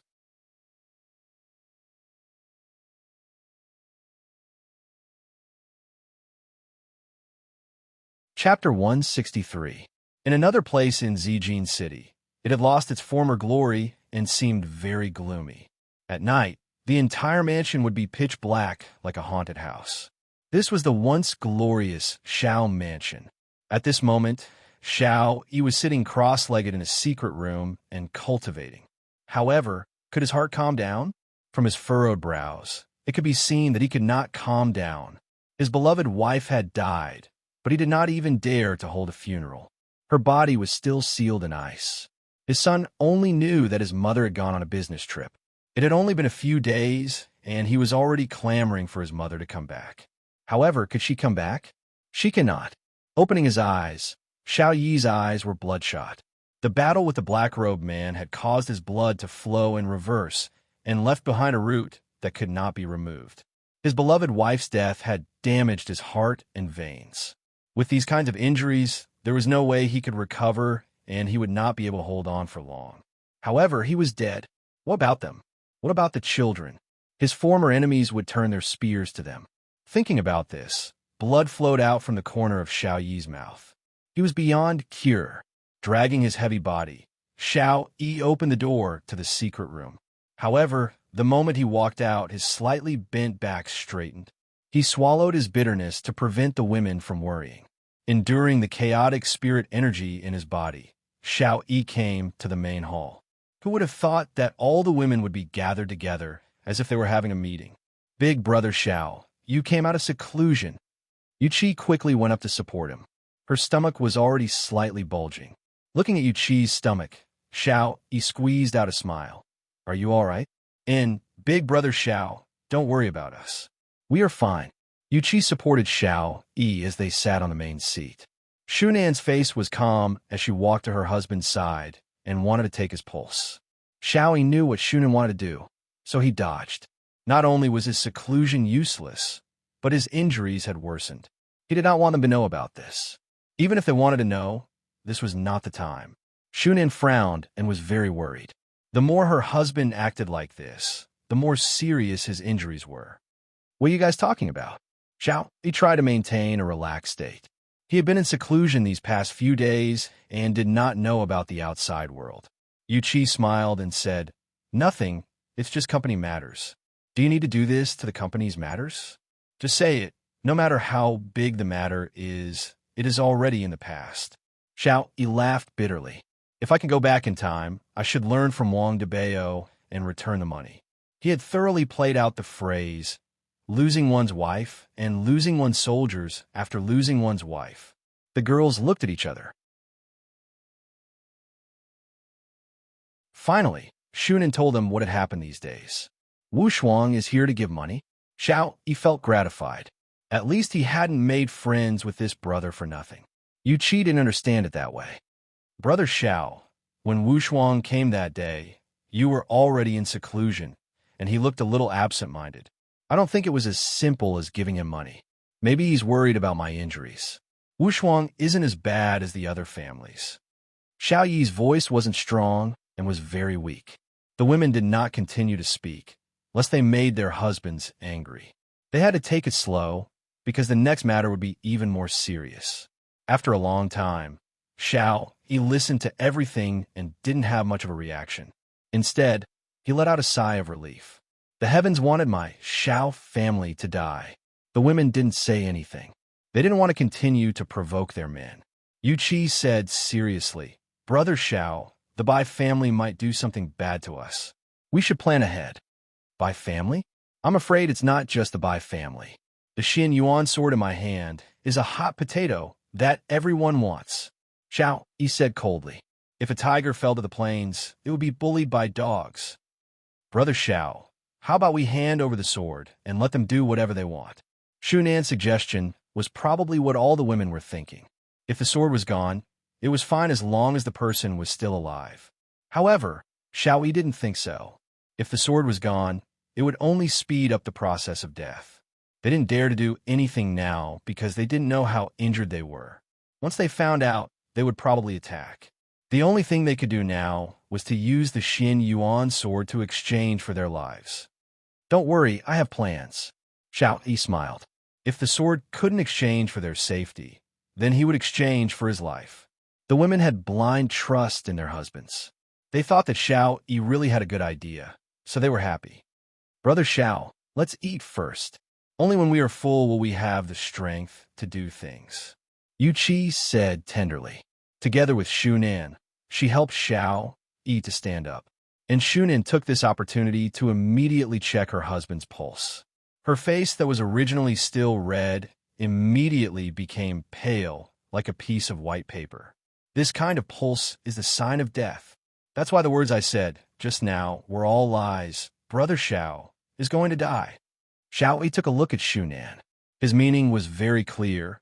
He was telling her not to speak carelessly. The happy atmosphere on the dining table was no longer like it was in the past. Meanwhile, everyone in the bar started eating. Crayfish feast. Qinya was immediately stupefied. This is revenge for me for not serving him well during those few days. Not only is he a jealous king, he is also a miser. Wow, crayfish, Zizi loves it the most. Zizi immediately wore her gloves. Yihua coughed lightly and hinted to Qinya.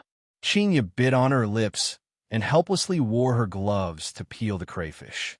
After dipping the crayfish meat into the gravy, she placed it into her husband's bowl. Yihua was very satisfied. This crayfish meat is becoming more and more fragrant. Qin Yutong looked at the two of them. Just going out for a trip, and they have already reconciled. This is really fast. Looking at Big Sister's expression, needless to say, brother-in-law definitely won. Brother-in-law, eat the crayfish. How could Qin Yutong let go of this time to flatter Yihua? If I want to have meat to eat, I have to flatter brother-in-law. Big brother, here, Zizi will peel the crayfish for you. Zizi and Qin Yutong's mentality was not much different from each other. As for Yihua, he couldn't care so much about it.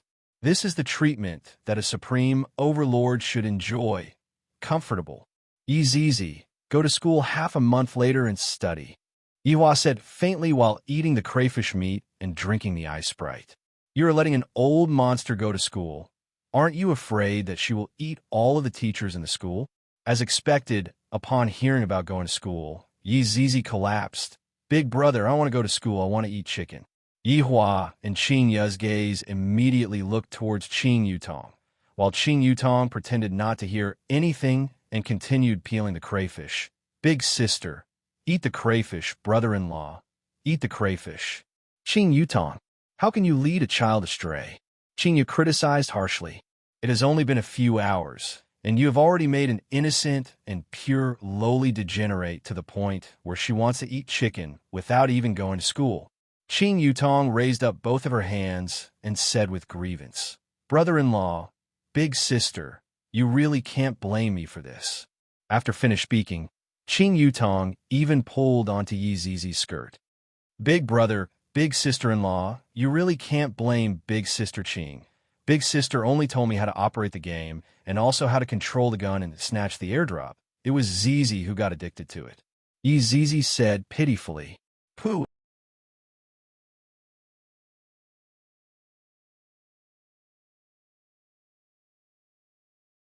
Chapter 164. Qinya glared angrily at her little sister and shouted out, "Qing Yutong, it's fine if you degenerate yourself, but Zizi is still a child, and you're already bringing her to play games at such a young age? Are you going to bring her to the disco too?" Zizi's eyes lit up at the mention of disco dancing. This was something new. However, she remained silent and pretended not to hear anything. Qing Yutong felt wronged to death. This little troublemaker, tricking me, and you're still pretending to be more pitiful than me. Sister, don't be angry. Eat some prawns to calm down. I have no appetite, Qinya said angrily. Thinking about how after my child was born, I was led astray by this aunt of mine, I felt that my head was a bit giddy. Yihua, why don't you reprimand her? Qinya was not happy with herself scolding Qinya, and she even wanted to pull Yihua along to scold Qingya's little sister. Yihua knew Yizizi very well, and he said, "I've already said it before, you will be responsible for yourself." Qing Yutong became happy. I didn't expect that brother-in-law would stand on my side this time. I am so happy. Yizizi, there's no room for discussion about the study, Yihua said faintly. The main thing was that he wanted to throw Yizizi into the school and properly get along with humans. Yihua wanted Yizizi to not always think about sucking on humans, and Yihua wanted Yizizi to know how to control herself. Just look at Wei Chong. He is able to control himself so well that he is even able to think. Seeing that his honor's attitude was so unyielding, Yizizi could only seek help from Qinya. "Sister-in-law, Zizi, are you listening to sister-in-law?" Qinya asked with a smile on her face. Yizizi nodded vigorously. She felt that there was hope. "Then listen to your eldest cousin." Yizizi was speechless. Even if he pretended to be pitiful, he wouldn't be able to escape his fate of going to school. The thought of sitting with a group of human children made him want to eat them all up. "Zizi, studying is pretty good. If you don't study, you won't even be able to find a job in the future." Qing Yutong patted onto Yizizi's head and began to add insult to injury. Yizizi pouted her small mouth, then began to peel the prawn pitifully. "At that time, I will make a big fuss. Yizizi, don't think about useless things." Yihua still didn't know what Yizizi was thinking about and gave a warning. The family meeting ended here, and Qing Yutong and Yizizi breathed out a sigh of relief. They felt like when they were young, they had failed their exams and were being lectured by their parents. "Qinya, didn't you say that you're going to take wedding photos? Hurry up and decide, in case you say that it doesn't look good when you pat me when I have a big stomach." Picking up the prawn meat that Qinya peeled, Yihua asked. Qinya pondered for a bit, then said, "Let's go to Sanya. The scenery there is pretty good."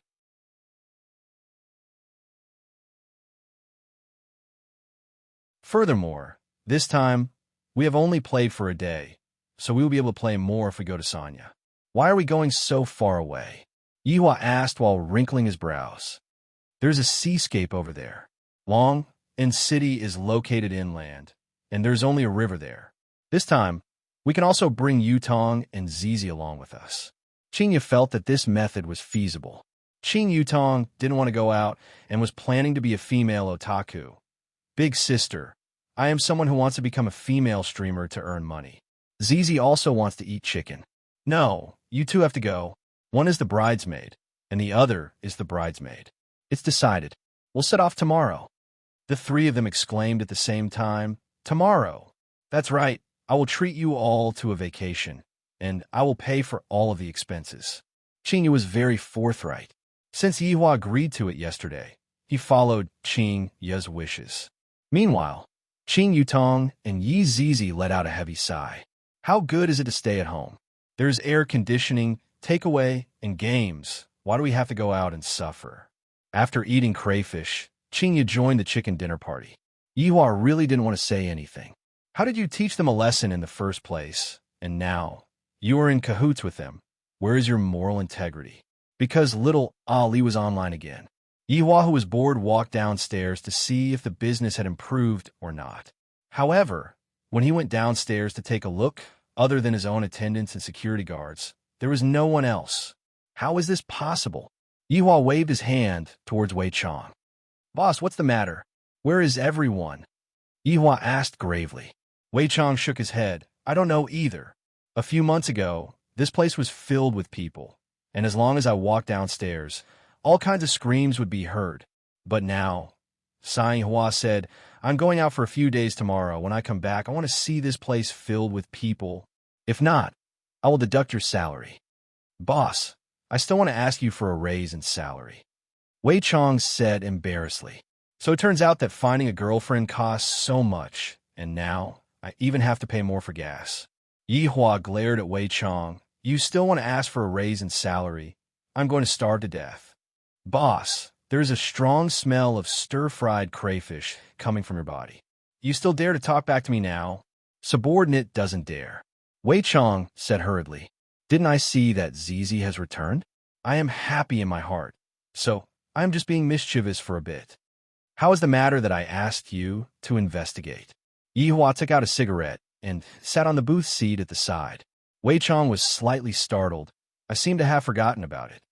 I'm still investigating. If there is really no other way, you can go and add fuel to the fire. The goal is to make them fight. The more miserable, the better. Yes. After finished speaking, Yi Hua stood up and walked towards the outside. Boss, where are you going? Going outside to get some fresh air. Wei Chang replied. His honor even learned how to take a walk after a meal. Seems like it won't be long before he goes to square dance. Thinking about it was just thinking about it. Right now, he still had to quickly contact Death Mage. Yichen took out his phone and gave Death Mage a call. After thinking for a bit, he hung up the phone. Death Mage. Death Mage, who was currently playing the game, went into a daze and hurriedly replied, Master, His Honor has ordered you to become a spy and investigate the movements of both the North and South. Wei Chang felt that this was exactly what His Honor meant. After all, only a spy would be able to gather a large amount of information, and this was how all spy dramas played out. Spy.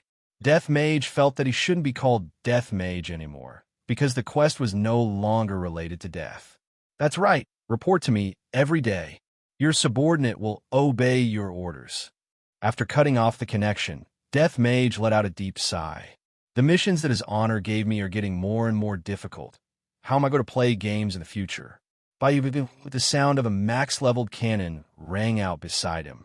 Sun Fong was also fishing with her phone in her hand. That serious look on her face made it seem like she was taking revenge. That's right, she was taking revenge.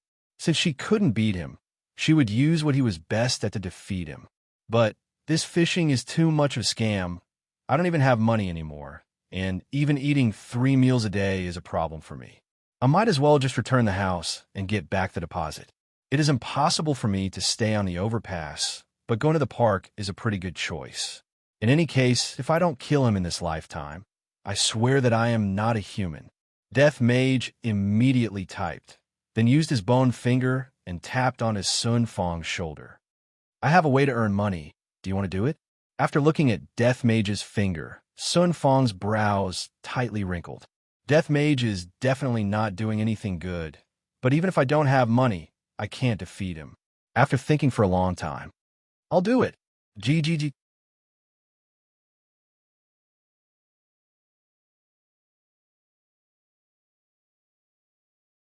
Chapter 165. Death Mage already had a plan on how to complete His Honor's order. This is going to be a very different kind of spy job, and it is filled with blood and cruelty.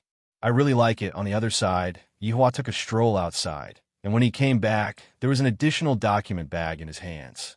This document bag was sent over by Lai Gu, and inside the document bag was Yi Zizi's personal information.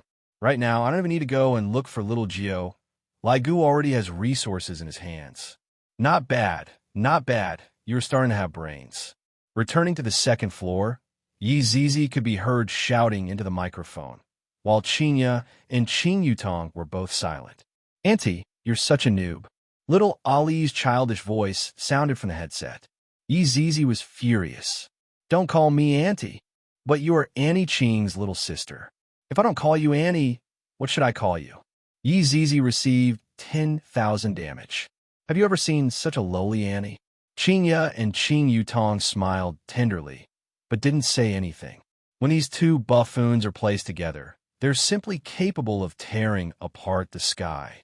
Enduring the pain of being called Auntie, Yi Zizi decided to defeat Ali with an overwhelming advantage in the game. Little Ali also seemed to know that compared to Yi Zizi, it was useless. Apart from these 4 people, the other 96 were suffering. Among them, more than 70 heads were split evenly between 2 people. There were also more than 20 who couldn't take it anymore and self-destructed.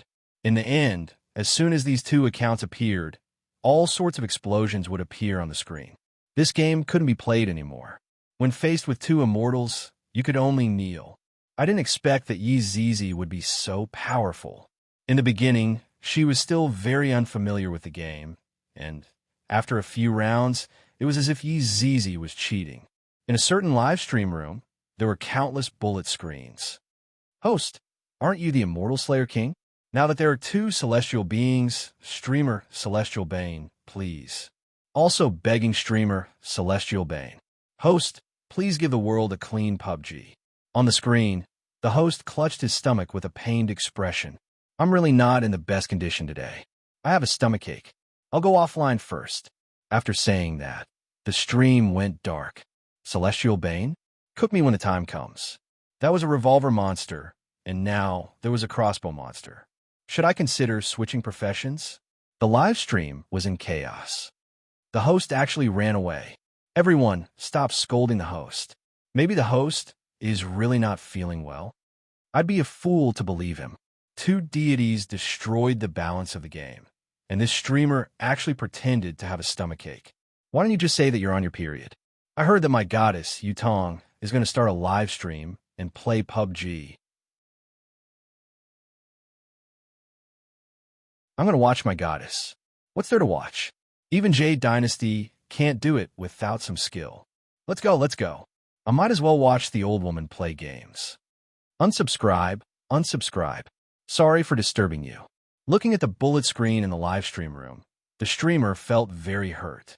You all are asking too much. Do you think that Jade Dynasty is that easy? I'm done for. I'm done for. However, right now, little Ali and Yi Zizi were killing each other in the game. Whoever didn't get a headshot would lose. In the end, it was all headshots. How the F***CK was he going to let people play? So what if he had a cheat? This was too much of a bully. The game company immediately checked and found that these 2 accounts were perfectly normal. Could it be that the latest cheat had appeared and all the technicians were called to work overtime? In the first place, there was no cheat, so how is it possible for them to check? In the end, those technicians didn't return home for an entire month, and they didn't even know that they were cuckolded. Yihua stood behind Yi Zizi and watched as she cheated with her instincts. However, he didn't expect that Ali would actually be able to fight to a draw with Yi Zizi. This little Ali is rather mysterious. Northwest Desert. This place was completely uninhabited. If an ordinary person were to walk on this desert, they would die within a few days and become the food of vultures. Under the moonlight, 2 people walked onto this desert. They wore cloaks and walked forward while bending their bodies. After a long time, the 2 people stopped their footsteps. One of them formed a seal with both hands, and a faint water ripple appeared in front of his body. Soon after, the 2 people stepped into the water ripple, and the desert returned to peace once again. The 2 people that stepped into the desert took off their cloaks and took a deep breath. One of them smiled and said, "The air in our voidless realm is still the best. The air in the secular world is poisonous." Of course, this voidless realm is under the protection of the ancient Eastern Emperor. To be able to become a member of Voidless Realm is also a supreme honor. That's right, if we were able to see the Empress once, we would have no regrets in this life. Soon after, the 2 people looked towards the tallest existence within the mountains, and their gazes were filled with endless worship and reverence. Soon after, the 2 people slowly kneeled down and bowed towards that person to show their respect. Looking at the entire Voidless Realm, it seemed as if the entire Voidless Realm was sitting above the layer of clouds, and the mountains were even floating above the layer of clouds. All of the buildings were located at the edge of the mountains, and on top of every mountain, there was a majestic palace, which symbolized the authority of the Voidless Realm.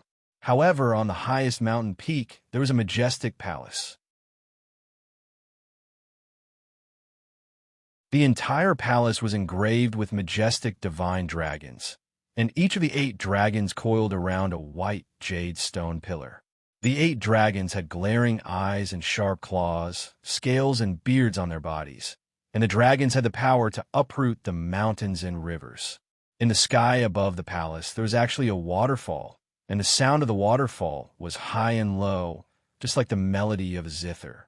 Green trees intertwined with each other, and the chirping of cicadas and drums could be heard. It was as if one was at this place, quietly listening to the clear melody of a flowing spring and the green breeze of an ancient pagoda tree. The waterfall flowed along the channel that was dug out and flowed down the mountain, and just happened to fall onto the mountain below. The waterfall flowed into the layer of clouds, disappearing without a trace. At this moment, there were people gathering in the palaces of the various mountains. 8 elders landed in front of this majestic palace, then bowed their bodies and waited. In front of the palace stood 4 golden-robed and silver-armored imperial guards, and their entire bodies were emitting out faint killing intent. After a long time, one of the guards shouted out, "Enter!" The 8 elders slightly straightened their bodies and walked into the palace. On the throne at the center of the palace, a woman with extraordinary aura could be seen sitting on it. On her head was a dragon phoenix golden crown, and her appearance was picturesque. Although her pair of eyes were beautiful, there was a layer of frost on them. The dragon-patterned purple robe that was worn on her body made the cold aura that she was emitting rise to a peak. This was a woman that even men would not be able to raise their heads. Her name was Dongwang Baiji. Subordinates, kowtow to your majesty. The 8 elders bowed and greeted. Dongwang Baiji, who was sitting on the throne, had a calm expression on her face, and not a single ripple could be seen on her face. Dongwang Baiji slowly raised her hand. The 8 elders stood up and stood on both sides of the palace. "Yuenda, what is the matter that requires us to discuss in the middle of the night?" Dongwang Baiji asked faintly. A relatively short and small elder stood out, then cupped his hands and said, "Your Majesty, a demon has appeared in the secular world. That 9 demons punishing tower cannot be considered to be a demon." Dongwang Baiji said faintly, seemingly not placing the matter in her eyes at all.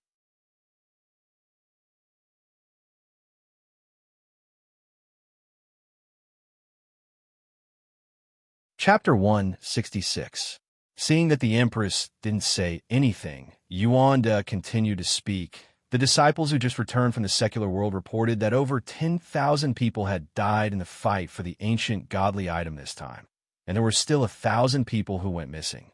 Those several 10,000 people had all been sucked into dried corpses, and this must have been done by the coffin person. Dongwang Baiji took a faint glance at Yuanda, then said slowly, "So what?" Yuanda was shocked and quickly lowered his head. Not to mention that aristocratic families will be able to deal with this matter. This matter happened in the South, and it is not under our jurisdiction. If you have anything to say, just say it directly. Don't beat around the bush. Dongwang Baiji said coldly. She is already so old and cunning. Could it be that she still doesn't know how to deal with this matter? It was necessary to make such a big fuss. The 8 subordinates lowered their heads and looked at each other, as if they had already discussed this beforehand. All of them knelt on the ground and said in unison, "We hope that your Majesty will think for the sake of the Donghuang bloodline and give birth to a boy as soon as possible to inherit the Donghuang's inheritance." Dongwang Baiji did not get angry. Instead, she laughed. "I presume that the 2 of you have already found a husband for this Empress." Dongwang Baiji laughed lightly. However, her eyes were emitting out fierce hostility. Among the 8 people, a slightly plump old man walked out. His name was Xing Han, and the beard on his chin was about to fall to the ground. He could even be used as a broom. "Your Majesty, the inheritance of the bloodline is the law of the heavens, not to mention the bloodline of the Eastern Emperor. The bloodline of Nuwa is nowhere to be found, and the ancient bloodline is even rarer. Although the other 2 families are not worthy of the surname Eastern Emperor, As long as your majesty gives birth to a male child and inherits the inheritance of the Eastern Emperor, the Eastern Emperor clan will once again achieve glory." As he spoke, Xing Han knelt down again. When the others saw Xing Han kneeling down, they also knelt down. Dongwang Baiji, who was sitting on the throne, did not say anything. Xing Han continued, "The aristocratic families in the north are controlled by us, Dongwang, while the aristocratic families in the south are controlled by the Ji family. Although the Ying family lives in the south, they don't care about worldly affairs. I feel that the Ying family is the best choice." After a short pause, Xing Han continued, "The second son of the Ying family, Ying Kangshi, is talented and virtuous. He's also quite handsome. He's the best candidate for the Empress's husband." "Are you done?" Dongwang Baiji asked faintly. "Empress, all of you can leave." Dongwang Baiji waved her hand and stood up. Yuanda immediately rushed out. "This subordinate has something to report.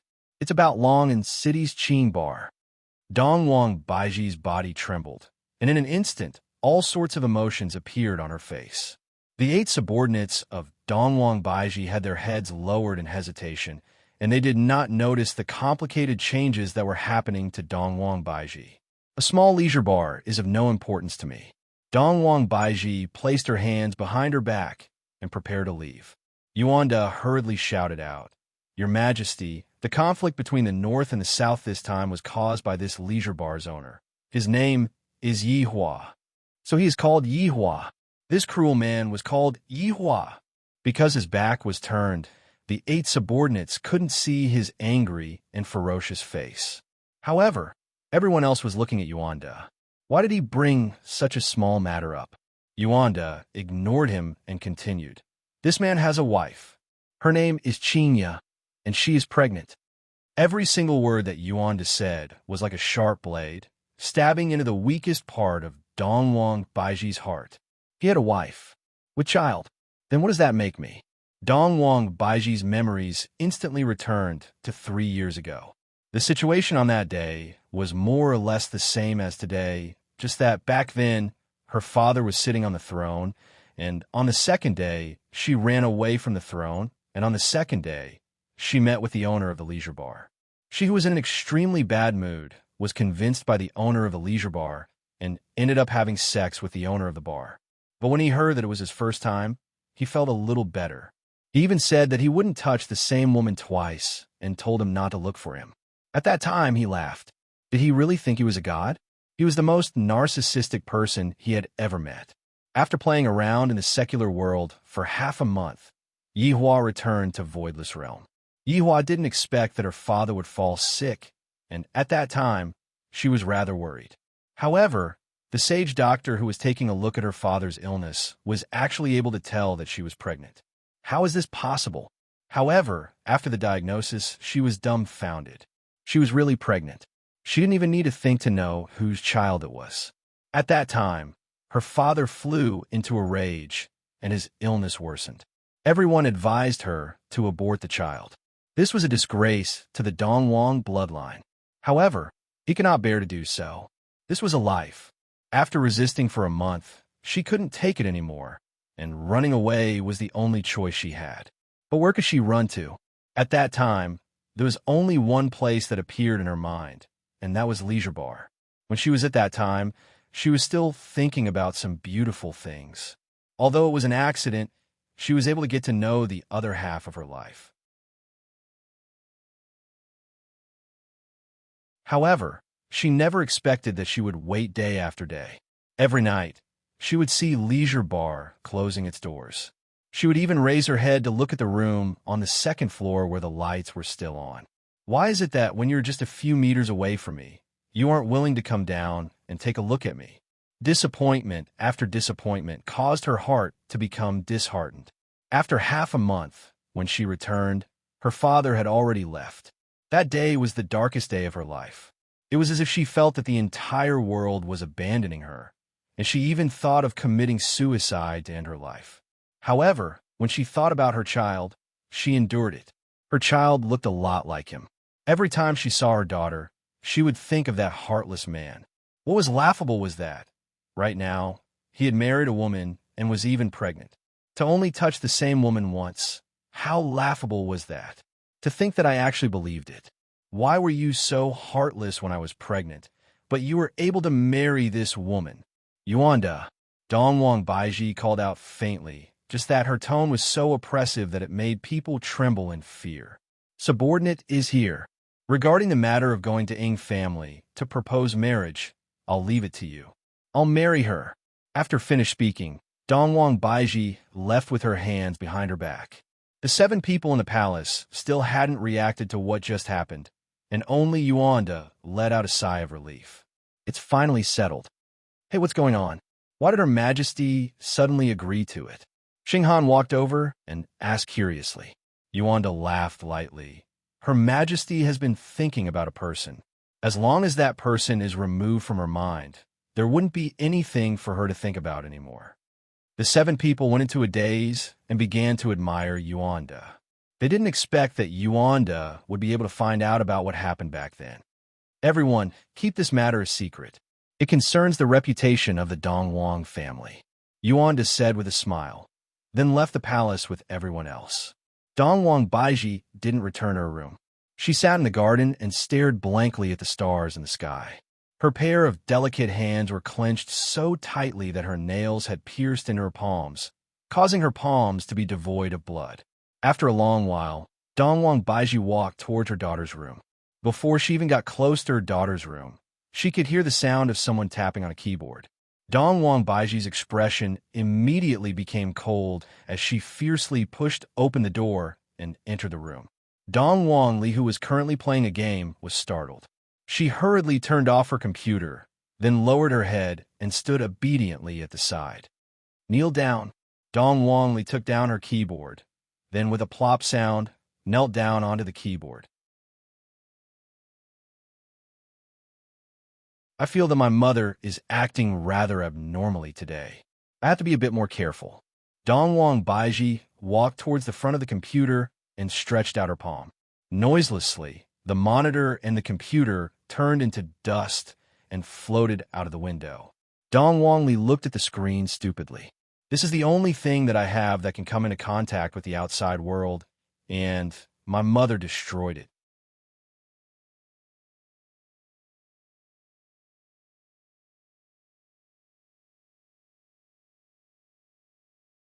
Chapter 167.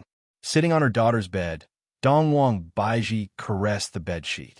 Looking at her daughter, who was crying softly, Dongwang Baiji's eyes couldn't help but turn red. Your heartless father is a liar. Dongwang Li wiped away her tears, and when she saw that her mother's eyes were red, she couldn't help but stand up and throw herself into her mother's embrace. Mother, don't cry. Ollie won't play games anymore in the future. I promise that I will study diligently every day and learn martial techniques. Dongwang Li hugged onto her mother's waist and made a vow with her childish voice. Dongwang Baiji lightly hugged on her daughter. Dongwang Baiji is the closest person to me. However, the person she hated the most was Yi Hua. The funny thing was that he was still waiting, but this was the result. Yi Hua, since you are heartless, then don't blame me for being heartless. Second floor of leisure bar. Ollie got disconnected. Qing Yutong cried out in surprise. Yi Zizi was overjoyed and said happily, little brat finally disconnected. Wait for me to execute her and lick her. Zizi, wait a moment. Perhaps Ali will come online soon. Qing Yi hurriedly said. Qing Yutong rubbed on her chin and speculated, I feel that Ali's mother has appeared, and Ali might be kneeling on the keyboard right now. Her mother is really something. How could she bear to let a child kneel on the keyboard? Qing Yi sighed. If it was her own child, she would definitely not bear to let her child kneel on the keyboard. Yi Hua stood up and said faintly, Qing Yi, it is getting late. Time to sleep. Oh. Qing Yi dragged out her last syllable and unwillingly followed behind Yi Hua. After the two of them left, Qing Yutong and Yi Zizi looked at each other. Qing Yutong's eyebrows twitched. Yi Zizi understood immediately. The two of them immediately changed their clothes. Yi Zizi loved cosplay. She had bought Quite a lot of cosplay online this afternoon. There were dark, girly, sweet, and all kinds of cosplay styles. Delivery within the same city was really fast. Yihua returned to the bedroom and said to Qinya, "Change the quilt and bedsheet." "Why? Isn't it clean?" Qinya asked curiously. "I don't like people who have slept with other people before." Yihua snorted and sat at the side. Qinya was confused. "What do you mean by someone else slept on this bed before? Other than us, is there someone else that slept on this bed before?" Suddenly, Qinya seemed to have thought of something. "Isn't it just a doll? I'm really impressed." "Hurry up." All right, I'll change," Qinya said petulantly. After changing into a new blanket and bedsheet, Qinya let out a sigh of relief. "Great, sir. Are you satisfied now?" Yihua took a look. "Other than me, if you put anything else on the bed in the future, see if I don't beat you up. BZZ, BZZ, BZZ, I'm going to take a bath." After saying that, Qinya walked into the bathroom while humming a tune. Yihua twisted his neck, then changed into his pajamas and lied on the bed. "For me, the supreme overlord, to let you hug me to sleep, just how great of a fortune are you?" Not long after, Qinya walked out of the bathroom. Seems like she had a nice bath. Seeing that Yihua was already lying on the bed, she asked, "Aren't you going to take a bath?" "I'll wash them when I came back. Quickly go and take another shower." Qinya pulled onto Yihua's hand and pulled Yihua up. Yihua wrinkled his brows. "Are you sick?" Qinya sniffed. Such a big smell of smoke. Let's quickly go." Yihua sighed. This woman is truly annoying. 5 minutes later, Yihua walked out of the bathroom, and Qinya, who was on the bed, who was currently booking a plane ticket, went into a daze so fast. Yihua did not say anything. After lying on the bed, he hugged onto Qinya. Qinya's face turned red. Recently, this fellow is becoming more and more shameless. In the past, I wish that I could stay far away from him, but now I wish that I could stick onto him 24 hours a day. However, lying in Yihua's embrace felt really comfortable and gave me a sense of security. It was as if even if the sky were to collapse, Yihua would be there to hold it up, and furthermore, it was the kind that would be extremely easy. "This blanket is too short," Yihua said gravely. Qinya, who was in his embrace, was startled. This fellow actually knows how to speak sweet words. Did the sun rise from the west today?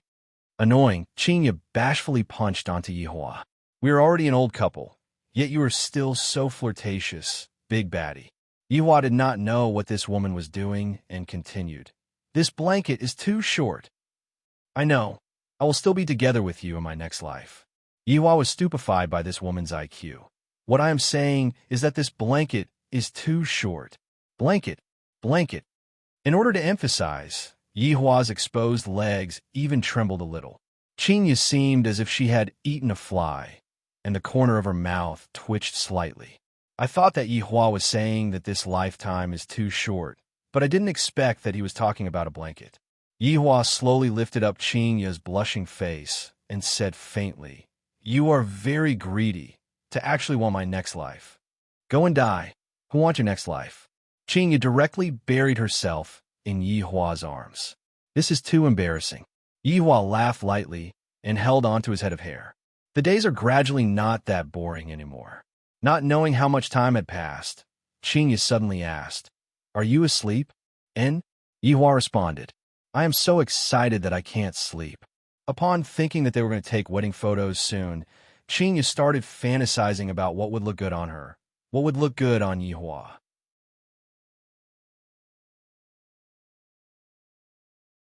Yihua hugged onto Qinya's shoulders and said faintly, "You will naturally be able to sleep when your heart is calm." "Yihua, let me count the sheep." "Childish. Come on, I want to sleep." Qinya continued, "Let me start." "1 sheep," Qinya said with her eyes closed. "2 sheep," Yihua said helplessly. "3 sheep. 4 sheep. Beautiful sheep. Lazy. Lamb," Qinya mumbled. "Roasted lamb." Yihua wrinkled his brows. "Lamb hot pot. Spicy lamb hot pot." Speaking until here, the two immediately opened their eyes. Qinya powdered her mouth and rubbed on her stomach. "Hubby, I am hungry. I'm a little hungry too." Yihua was originally not hungry, but as he spoke, he started to feel hungry. What is more important than eating? The two put on their pajamas and directly went out. However, right when they opened the door, they saw the two thieves. "What are you two doing?" Yihua shouted out. Qing Yutong and Yi Zizi could be seen bending their bodies and walking with small steps. This is not the main point. The main point is their dressing. Chuin? Qing asked curiously, "What are the two of you dressing up like this for in the middle of the night? To scare people?"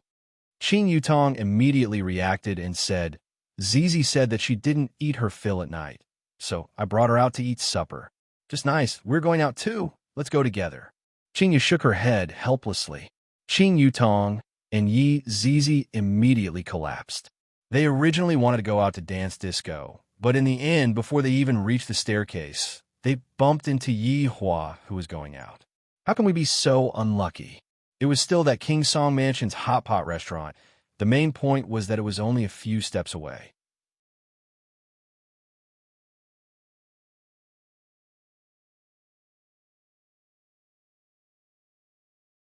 Chapter 168.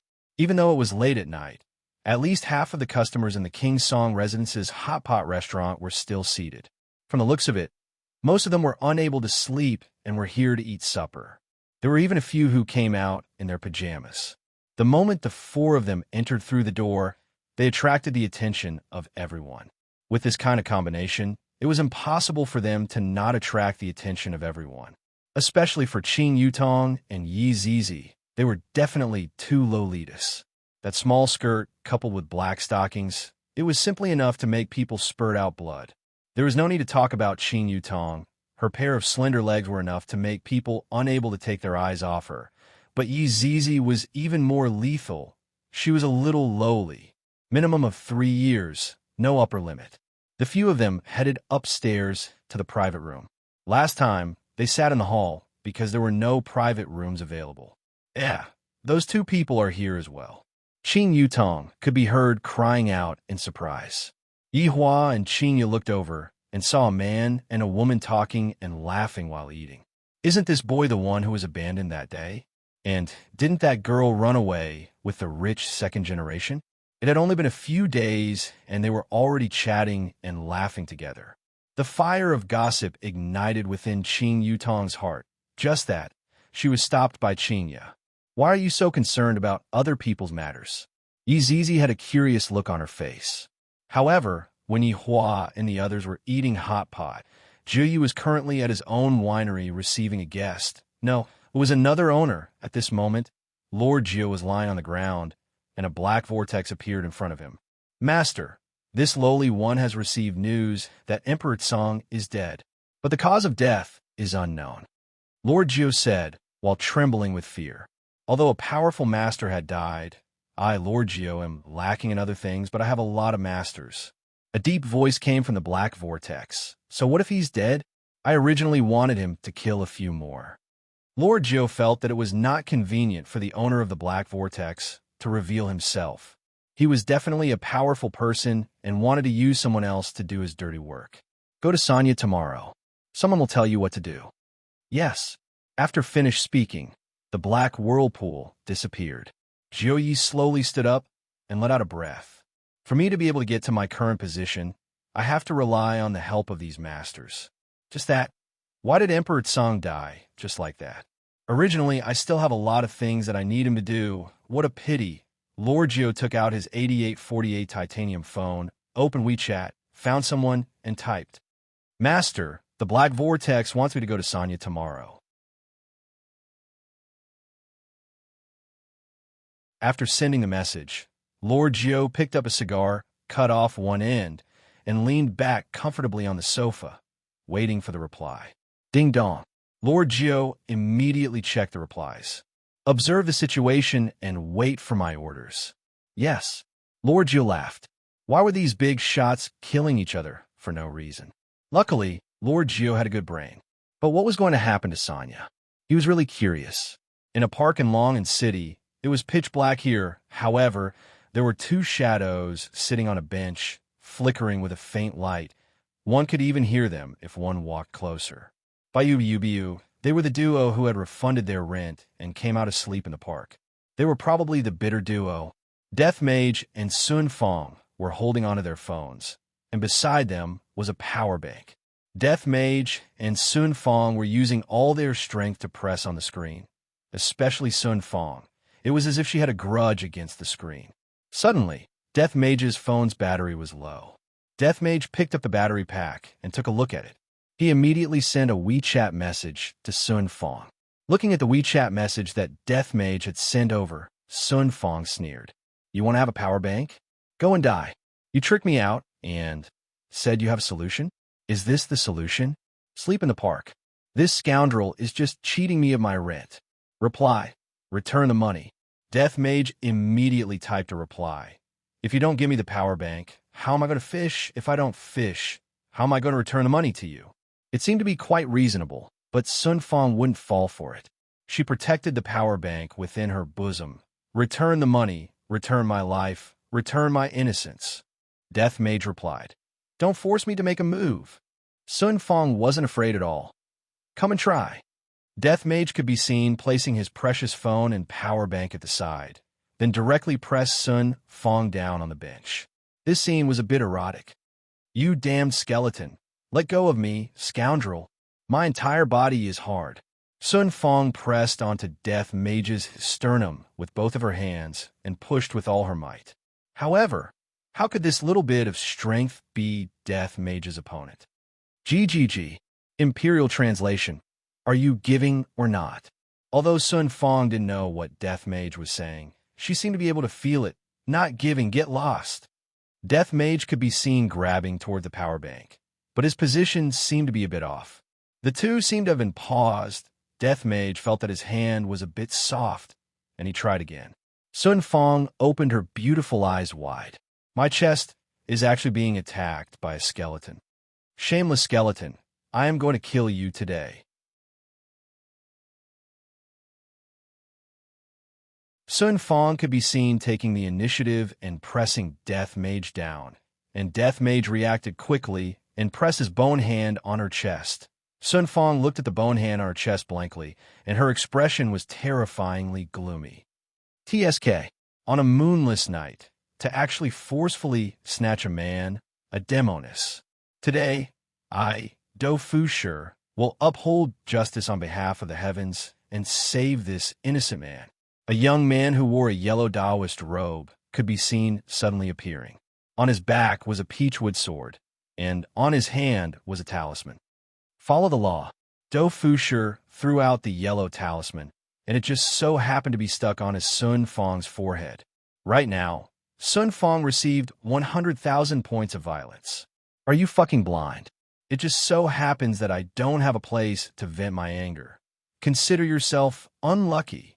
Sun Fong tore off the talisman on her forehead, and Do Fushi turned pale with fright. "Demoness, you still have some skills. Watch how I am going to subdue you today." "Subdue your sister." Sun Fong shot out explosively, and her body turned into a faint afterimage.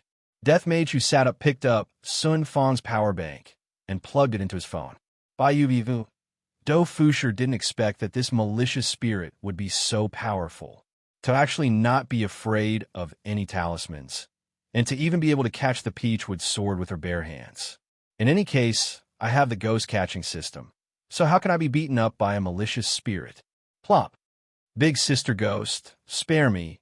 Sun Fong was currently in a berserk state, and everyone misunderstood that I had an affair with the skeleton. Even the Taoist priest thought that I was violating the skeleton. How can I not be angry? I'm going to fucking kill you. The resentment in Sun Fong's heart was indeed not light. If not, why would Do Fushi treat Sun Fong as a ghost?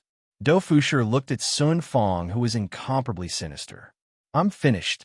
It wasn't easy for me to obtain the system, and in less than a year, I'm going to die before I even have a chance to show off." However, after waiting for a long time, there was still no pain coming. Could it be that this is death? "Let go of me. I'm going to kill this Taoist priest who is full of nonsense." Death Mage could be seen holding onto Sun Fong's waist with one hand, while Sun Fong was baring her fangs and brandishing her claws at Do Fushi. Do Fushi slowly raised his head. At this moment, the moonlight just happened to shine onto Death Mage's face, and Doe Fuscher's eyeballs were about to pop out. You're tuning into the Romance Rendezvous YouTube channel. We're so grateful for your support, and don't forget to subscribe to join us on this incredible journey through captivating stories. Your generosity through donations truly makes a world of difference, as it's the primary source of revenue that allows me to expand and enhance this channel for you. Thank you from the bottom of my heart for being a part of this adventure.